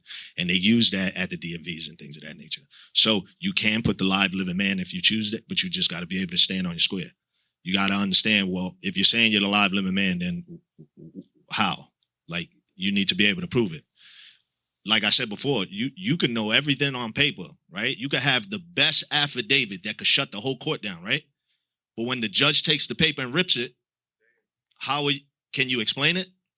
Can you at least generalize what's on the document? You could have the best documents in the world. You could pay 25 bands for somebody to create you the best trust, tax exempt everything, and you going to do that. But if you ain't got no assets, you really don't got to trust. You just have an agreement that one day, maybe if we get some assets, then maybe we'll be okay. Yeah, see, that's that try thing again. You're going to try to get some money and you're going to try to go to open up a bank account. But yeah, as far as that's concerned, I always tell people go based on what you know and what you could prove. So in their system, white is a status, just like black is a status. On that document, it says Native Indian. I'm not from India. I'm not from India. So I'm not Native Indian. This is why when they use those terms like Native Indian, then they try to use the word reservation. I've had people say, wow, you a chief. They said, damn, chief. So what reservation? I said, I don't deal with those contractual agreements. They said, why? I said, you ever took your wife or your husband to go eat dinner? You ever called ahead of time? What is that called? Reservations, right? That means you got it for this one time period, but eventually you got to give it back up to its rightful owner. So why would I have a reservation and have a piece of land just for this time period? When we're the autochthonous people that Christos Colombo, which some of y'all are probably like, who the hell is that? I didn't read that. Well, that's his real name, but he's known as Christopher Columbus. And we were the ones, he came in 1492. He came to our people. And in the history books, our particular bloodline, everyone knows them as the Taino, but that's a phrase. Just like when you depart from somebody, you say Taino ti. May the good great spirit be with you. So you can greet somebody by saying Taino. See, when Christopher Columbus came, we were like, Taino, Taino, Taino. We was trying to let them know we're the noble people. The island that I have connections to is La Isla de Borinquen, which means the island of the noble ones. It's been misnomered Puerto Rico, rich port. There has never been a nation of people who call themselves rich port. So Puerto Rico is Moorish Latin, which is Spanish, which means Puerto Rico, which is Puerto, which is port. Rico means rich. So Puerto Rican is not a nationality. I'm going to say it again to some of y'all who think y'all Latino, Spanish, black, Negro, colored, whatever, green. None of this is a nationality. When you have a nationality in place, I don't care if you're from France, you're French. When you have a nationality in place, this is now nation building. It's one nation communicating with another nation. It's not someone of royal lineage looking down to you. When you go to the court, they're sitting higher only because subconsciously they're making you look up to them, which makes you understand, stand under. So you're standing under their authority. Nah, it don't work like that. Especially if this is our land, we're the original people here. I'm not going to get a reservation. I'm not giving nothing back. You give me something. Look, one of the things people used to say was, don't be an Indian giver. You want to know why? We're going to change the word Indian to native. You want to know why? Because the indigenous people didn't give up nothing, but we wanted it back when y'all stole it. See, there was contracts. They went to Britain, they went to France, and they went over there and went to colonizers. That's why I said the Spanish Inquisition is still in place, because they specifically went to Spain to buy a particular part of land that was here, but they had no claim. They had no claim to that particular land. It was called the Louisiana Purchase. It was called the Louisiana Purchase. They went to Spain, and they bought it for $2 million. Then they came back and told the indigenous people to move. And they said, if y'all go to that side of the continent, what's going to happen is we'll leave y'all alone. We just want these. We're going to create something called the 13 colonies. And they had only the East Coast. We had the rest. Everything else, technically, Texas, California, was known as Mexico or Mexico, right? From the ancient names, going back to the Olmec and Aztecs, etc. But the Olmecs is the original. Okay? Don't let anybody talk about the Mayans and stuff like that, because when you look at the word the Mayan means a falsehood. It means something that never existed. So when you're calling yourself Mayan people, you're just saying, I'm part of a nation that never existed. So everything is spells. I do want to speak on Texas again. Texas is a country. State is a country. I need y'all to know. So even with your state, Nevada, you could be a Nevadan. But Texans are Texans, and they have the world's 8th largest economy. I just want to throw that out there. Real quick, and I'll finish off of this. Remember when I told you they bought it from Spain? Y'all can look that up, right? But then I also want y'all to look up the fact that they had all of the indigenous people that was in that particular landmass. They literally had to grab whatever they could grab and leave.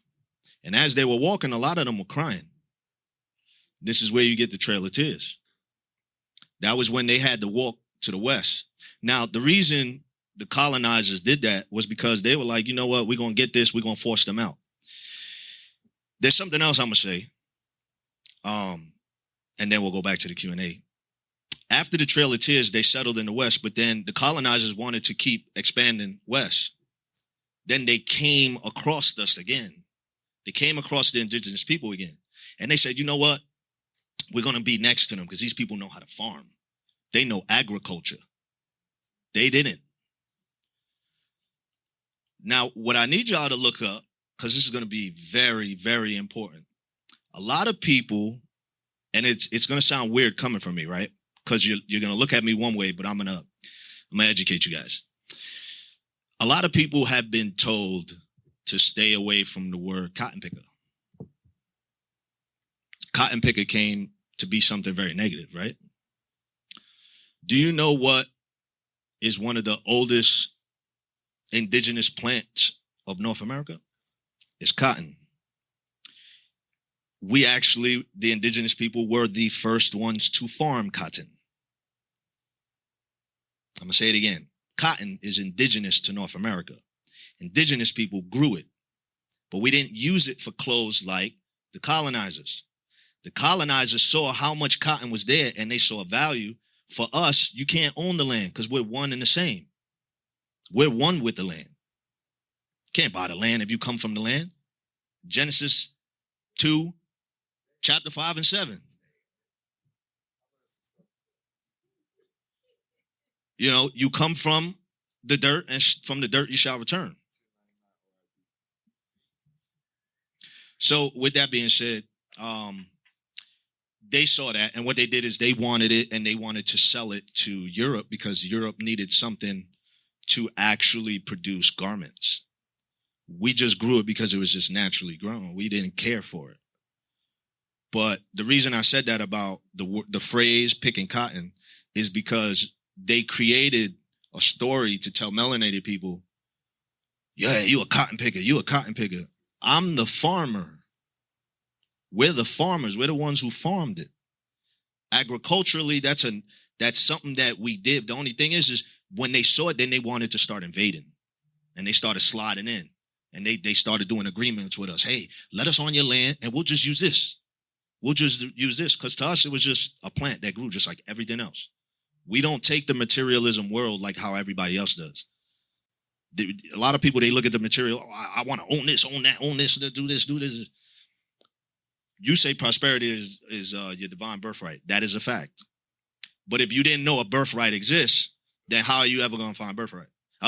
Prosperity. You can't find prosperity if you don't even know you had that as a birthright. I really started learning about, no offense to anybody out here, because I've been on food stamps, okay? But listen, I started learning about birthrights when I read the Bible, and it's like Jacob and Esau, he gave up his birthright for the food. That's what happens when you get food stamps. They will take your ass to jail. You just gave up your rights, you know?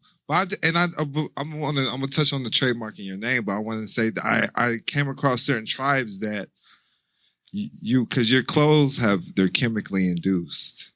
They're feeding your body chemicals. So there's certain tribes you have to not wear clothes for a certain amount of days before they'll deal with you. That sounds crazy, but it's real. That's their law. That's facts. Yeah, that's their law. Facts, yeah. Now that he said that, there's actually frequency. So polyester has the lowest frequency. Cotton has the second. Linen has the highest at 50,000 watts. So when my homie was saying, man, I had a class, people made me, I had somebody do it. They signed the NDAs. I didn't sign the NDA so I could bring it to my students. But higher up people that I'm dealing with, the celebrities and stuff, they're trademarking the thumbprint, okay? They're trademarking their signature. They're trademarking the thumbprint.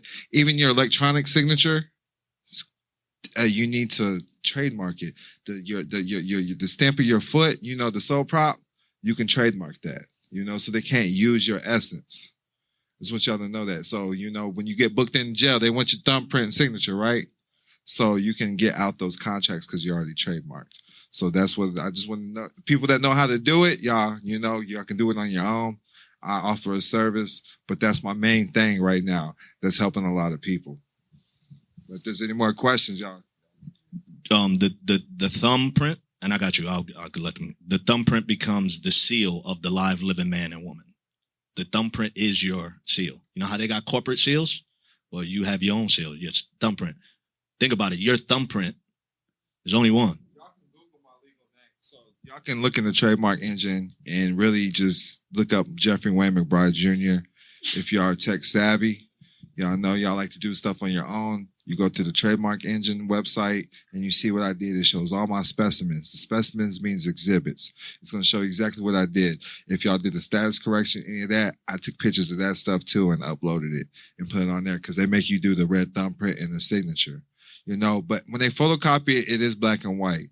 But I suggest black and white so if y'all understand the Bible, when Jesus spoke, it was in red letters, right? That's how you're alive. So I want y'all to understand black and white means death. When you're dealing with the IRS, they deal with dead entities. Corporation, courts means dead body. Asian means action. A corporation is a dead body. So I need y'all to understand that it's your intellectual, that straw man that they talk about, that's your intellectual property. You're protecting the name. You're handing down the legacy. Michael Jordan is a business. Donald Trump is a business. Those are names of the business. Your name is a business in America. If you're not controlling it, you're working for somebody else. You're an employee. And you don't want to be in an employee situation. You want to be in an entrepreneur aspect. That's how you want to look at things. You're an entrepreneur for that name. You're working for the name. And you can't really own it because it was given to you. You can only control what you create. In the same way with all these paperworks, I hear a lot of people talk about these UCC1s. This stuff upsets me. I don't even talk to people. I might block you. I don't want to talk about no UCC1. I don't want to talk about it. That's not what I talk about. Because if you want to learn how to do it correctly, see what Trump did. I mean, that's just what I'm doing. He's not putting it in his name. So that's called alter ego doctrine. If you look up alter ego, you can't make your name a business and still try to collect. Be the beneficiary. You want to be the trustee. I manage the name, but I work for the holding company. I'm a manager for the holding company. The holding company is the single member of my name. And then you can have the family trust, be the beneficiary owner of your holding company. There's layers to that. And if you're rocking with me tomorrow, Sunday's going to be open to everybody that signed up with Sunday. And I'm going to let Chief just take the floor with that. So y'all are definitely going to be privileged if you get to come Sunday. I'm looking forward to it myself. I didn't have to pay a ticket though. But tomorrow I'm gonna break down other places that me and him have talked about, and I loved his perception on everything. But we're still pushing forward because you can become nationals in different countries. They're accepting us with no pushback, no nothing. They do background checks. It doesn't. I mean, as long as you're not active, got some crimes. Crime means hurting a person, damaging property. I haven't had nobody say they ain't got accepted yet. Just put it like that. My guy back there got his approved. He's good too. So there's people back here that actually got it and is utilizing that. But we have other countries too that's working with it. And he's sitting down talking to the government, boy, code. But I'm also going to show you cheap. I'm finding cheap offshore trust, offshore holding companies, and offshore trust. Because where I'm looking at these countries at first, they're charging me $10,000 to $50,000. All right, now we're finding things. His quote was $3,000. I'm doing one trust, and it's $1,000. So that's what I'm going to be talking about tomorrow, and that's where I'm at. Whether that's the stuff I'm moving forward in, like he said, checking every box. You don't want to argue with these people. You don't want to buck the system. Like he said, it's my right to drive. Peaceful compliance, man. You do things that they understand and understand too, that they can't argue with you about. So that's my main thing. You know, nobody owes you nothing, but they do. But you have to go out there and get it.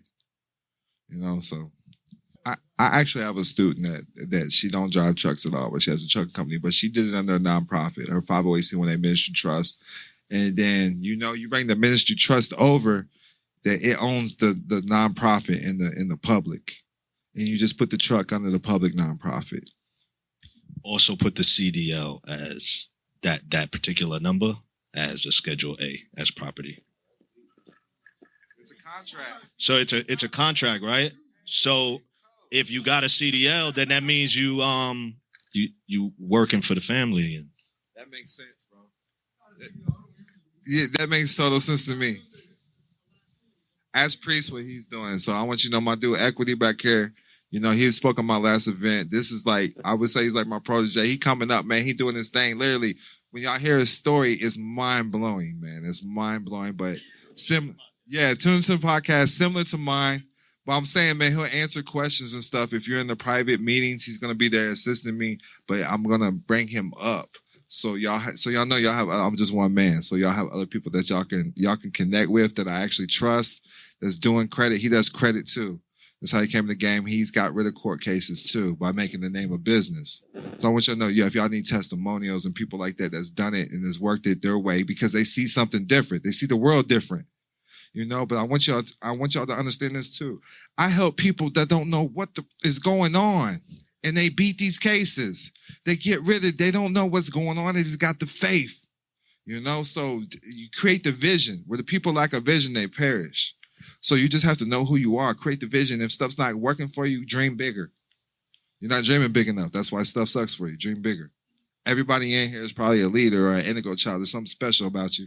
Might be a couple feds in here. But other than that, everything, you know. So you see how he said dream bigger, right? There was a saying that I used to say back in the day, and because he said it, it actually came back to me. I tell people dreams are for free, so don't dream cheap. Dreams are free, so don't dream cheap. I want to say something before we leave. I want to say, okay, we on the way. In my book, How to Manifest Instantly, I talk about knowing. Okay.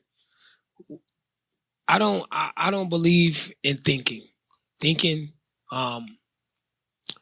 when you think something, you cause anxiety. Okay.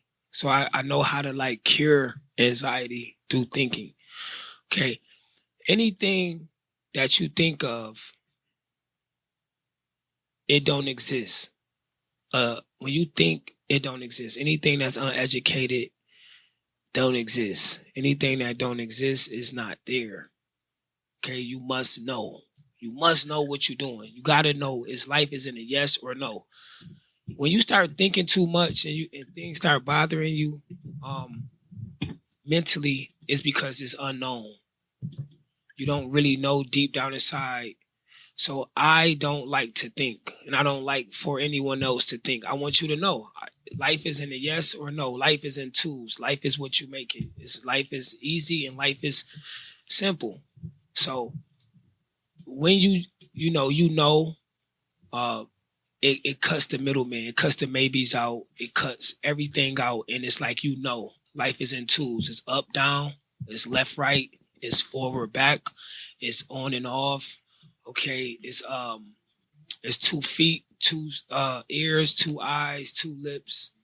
Everything is really in twos. okay? And when you start to make your life simple, life becomes very easy for you, okay?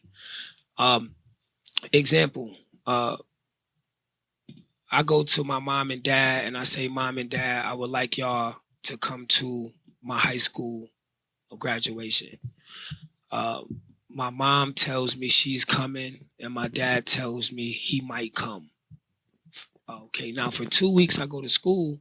My friends are all in school saying my mom and dad is on the way. My mom is coming. My dad is coming. For 2 weeks, I have anxiety because I don't know if my dad is coming. Now, if my dad would have told me he was coming, at least I would have known he was coming. And if he said he was not coming, at least I would have known he was coming. But when he said he didn't know he was coming, for 2 weeks in a row, I thought, I don't know if my dad is going to come. But all he had to do was just clarify it with just a yes or no. So then I could have went 2 weeks of not having bad anxiety, of thinking that he was going to come because I knew he was going to come or not going to come. So I don't like to think. I like to know exactly what I'm going to do. So when someone makes my life complicated by saying, I don't know, or maybe, I make them answer the question.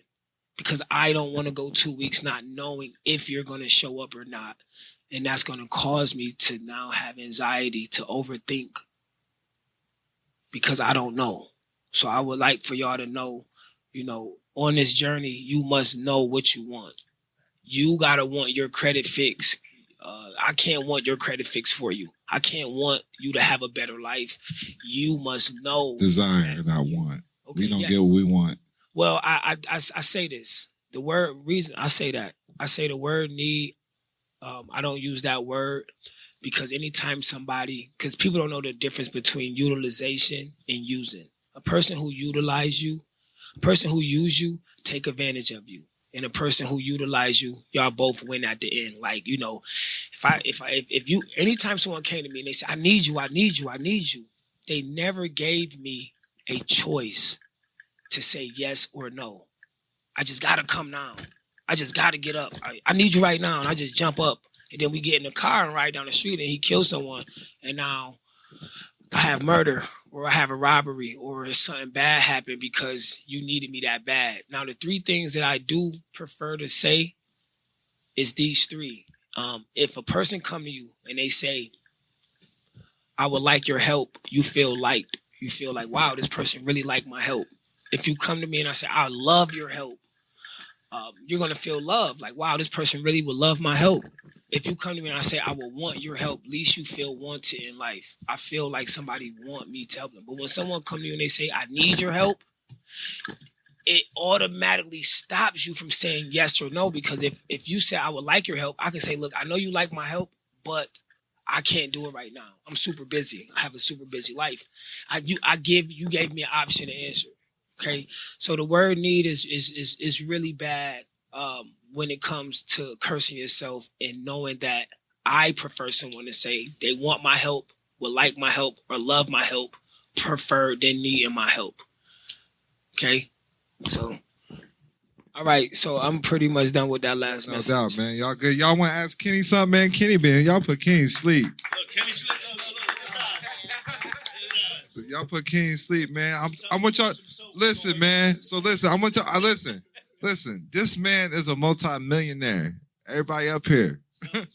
I'm telling you, listen, the man is a multimillionaire. I'm gonna say that again. Homeless.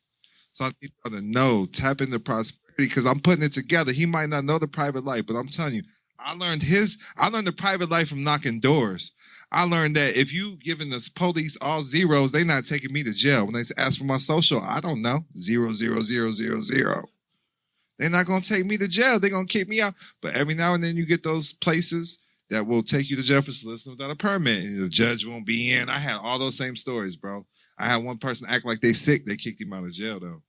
But I just want y'all to know, that's why I learned how to use private IDs. We can make our own IDs, all from sales crews, Just to add on to that part that he said, whether it's a ministry, let's say it's not a tribe, maybe it's just your trust, maybe it's just have the protocols put in place. There needs to be protocols all the time.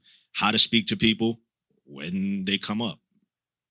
You should have one list of how to deal with policy enforcers, another one with how to deal with, quote unquote, governmental trustees, and another way that you need to speak to sheriffs. Like, you shouldn't be really directly speaking to anybody. Somebody needs to be speaking for you from the capacity of either a nation state, a nation, or you could literally just be a minister doing ministerial duties. They're messing with you. Let them talk to the imam, the pastor, the preacher. They got to be somebody, because they want to know, are you under me, or are we standing eye to eye?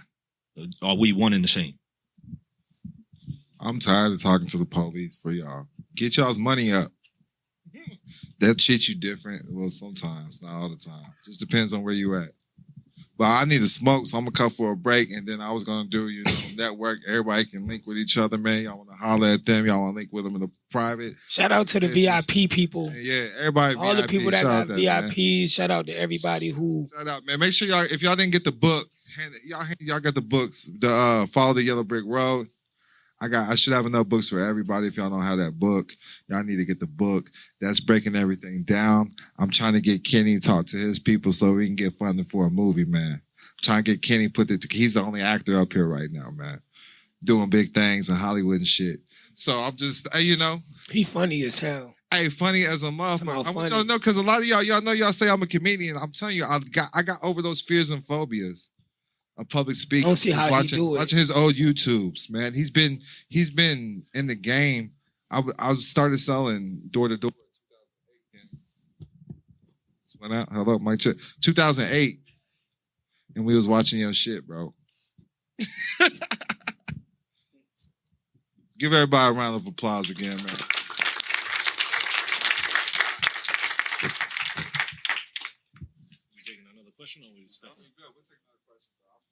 Anybody have any other questions before we take a break? Smoke outside, y'all. No smoking in here. Yeah, don't make it hot. You want to know why? Number back, one rule of the tribe: don't fuck up the bag. But when they come back, it's gonna be a lot of coats and a lot of cottons that smell like the aroma. So that's called a fragrance. That's my floral fragrance. Y'all feel like y'all got great information? Y'all glad y'all came out? Because y'all came from every where, man. Shout y'all city out. Where y'all from, man?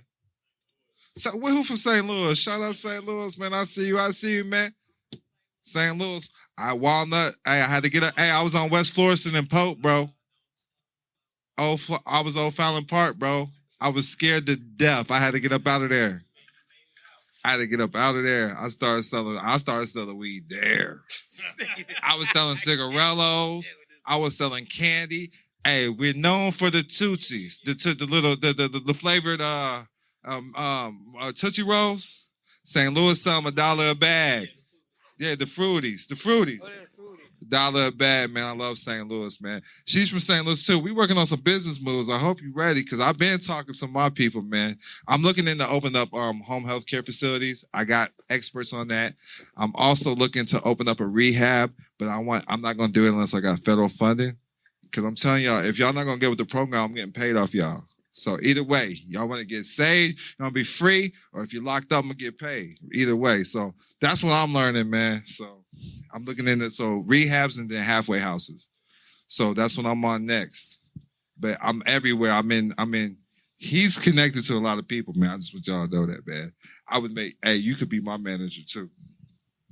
But no, for real. So now I'm tapped into definitely, if y'all in hip hop, rap, I'm tapped into the people in the NFL, NBA. I'm just connecting a lot of dots, but the next step is, I make money off courses and books. So if that's what y'all want to do, if that's what interests y'all, I would love to hear from y'all and what you're trying to do with your investments, and maybe get you around the right people, and that's where we're at in podcasts. So that's what I'm investing in right now. Oh, that's not too far. So where else y'all from, man? We got Arizona, St. Louis. Where from? Rhode Island. Damn. Boston. Okay, shout out to Boston. Oakland? You came from Oakland? All right. Boston, y'all assholes. No, for real, y'all are mean. Y'all are freaking mean. I ain't saying you seem nice, man. But no, I got some students from Boston that's really fucking mean to me. They talk to me, bro, because you know I got a mouth. They talk to me bad, bro. But what you gonna do when they paying? You know what I mean? Like, she is mean. That's a woman, too. I know Kevin Garnett, though. I'm linked with Kevin Garnett. So shout out to Boston, man. I want to meet Paul Pierce next. I want to see what he got, man. Any other questions? We're going to take a break. See, I don't like that question. I tell people I don't know you, bruh. But look, so start with this one, the Follow the Yellow Brick Road. If you got $1 million worth of game, that's a good book for beginners. Because, I mean, it starts with nationality. That's how I start. Chapter 1 is nationality. That's the order of the day. If you know that you have a nationality, you're gonna have different rights. And we have a mutual friend that couldn't make it. His name's Austin Hood. So literally, I'm gonna tell you, he is Hood. So I'm bringing him up because you never know the people that can actually help you in life. And I had a meeting with a public tribe, but the only thing that they're controlled with was the what's it called, the gaming commission the gaming commission, because they got casinos. So there's, of course, you get more money. You want freedom. So that's the only thing holding them back. So it was really, the answer came through somebody he's from the hood, bro. Like, he's Hood. And I'm talking about the guy paid his attorney $3 million. He didn't pay us hardly anything. He just paid us for lunch. And Austin gave him that right answer that he was looking for. You know what I'm saying? So just to add on to that, you have, not only is there's more people in here, right? Everybody with, network, right? Just keep in mind, when you're around people, make sure you ask the right question so you could get the right answer. Because honestly, I'm very private. I'm only doing this because of him. When he met me, he said, "Holy crap!" I didn't know, because listen, he didn't come at me like this, man. But I knew when he would respond to certain things I say in the class, and I'm like, I would try to force him to talk to me. I want to know who he is. And then when we was able to graduate together, and then we had to speak on a panel together. Right. And when I don't know what the questions were. Community policing. But when I heard his tribal story, and then people, because we was there with police officers, we was there with sheriffs, we was there. Because I want you to know, I ran away when Steve Mnuchin wanted me to talk to him. The fuck? I'm scared.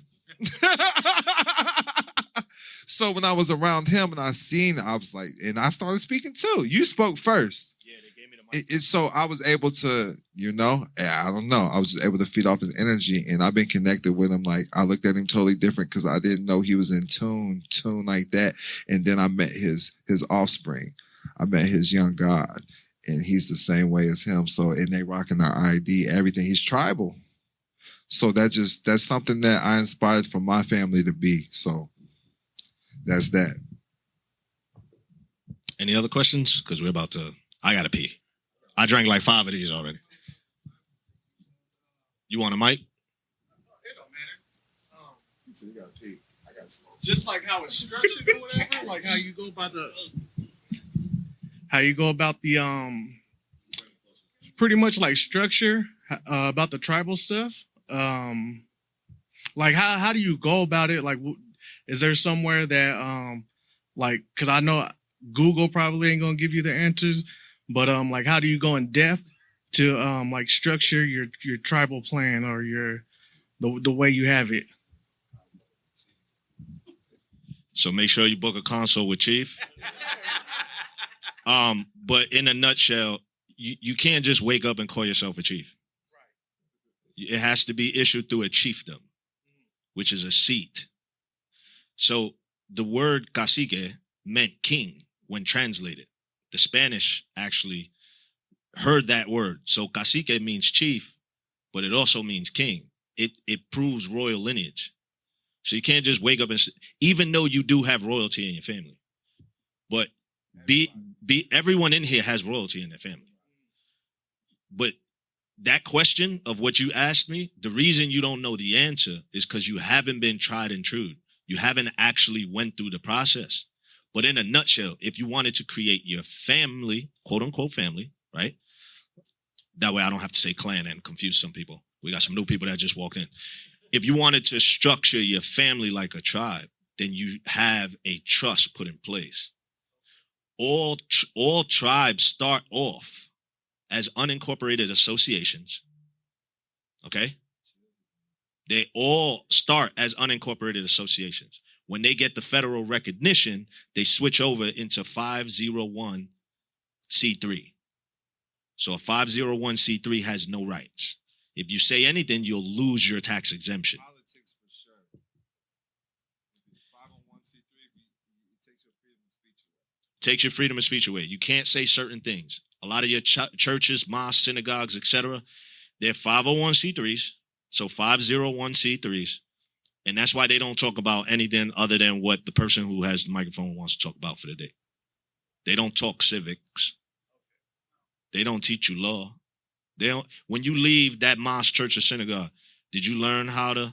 See, most people don't understand. Mosques were created as universities. Your church, your mosque, your synagogue, you're supposed to go there. That's the first university you're supposed to go.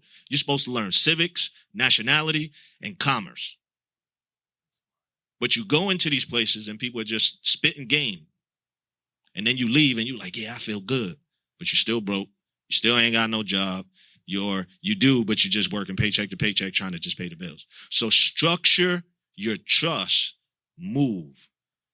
Then you'll learn other things. I always tell people, check the boxes. I'm the master. I'm the king of checking the boxes.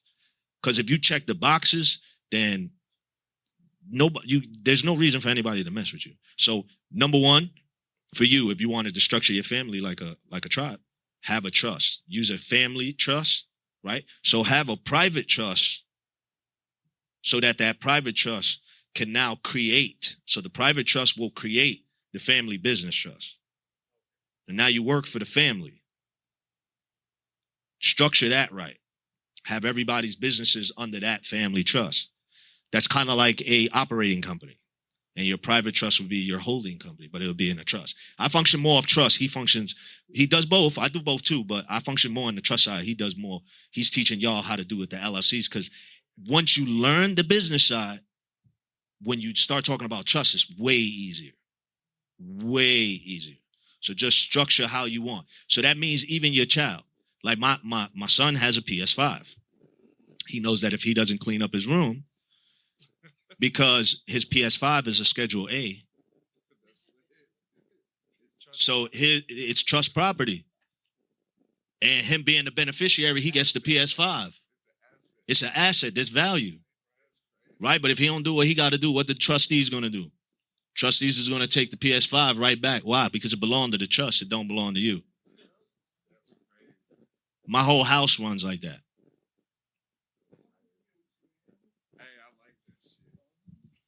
Put everything under the Schedule A. Even your driver's license off the record. I hope y'all know what that means. I'm about to go, though. We're about to take a break. But the Schedule A that's where you put your trust property. That's what you put your assets. Not in the IRS Schedule A. In your private family Schedule A. Private clan Schedule A. We're taking a break, man. Take 15, 20.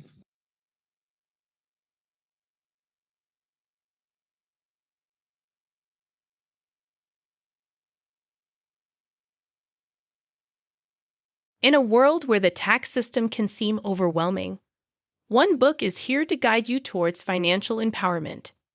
Introducing The Capitalizing Namepreneur, Unleashing the Power of Tax Credits by best-selling author Don Kilam. Are you looking to demystify the complexities of taxes and harness the power of tax credits? The Capitalizing Namepreneur provides an understanding of effectively utilizing your tax credits. Discover the secrets behind setting up a tax firm, understanding the strawman name, protecting your assets, and navigating the implications of the Social Security Trust Fund. Don Kilam's expertise shines through every page. It's like having a personal financial advisor by your side.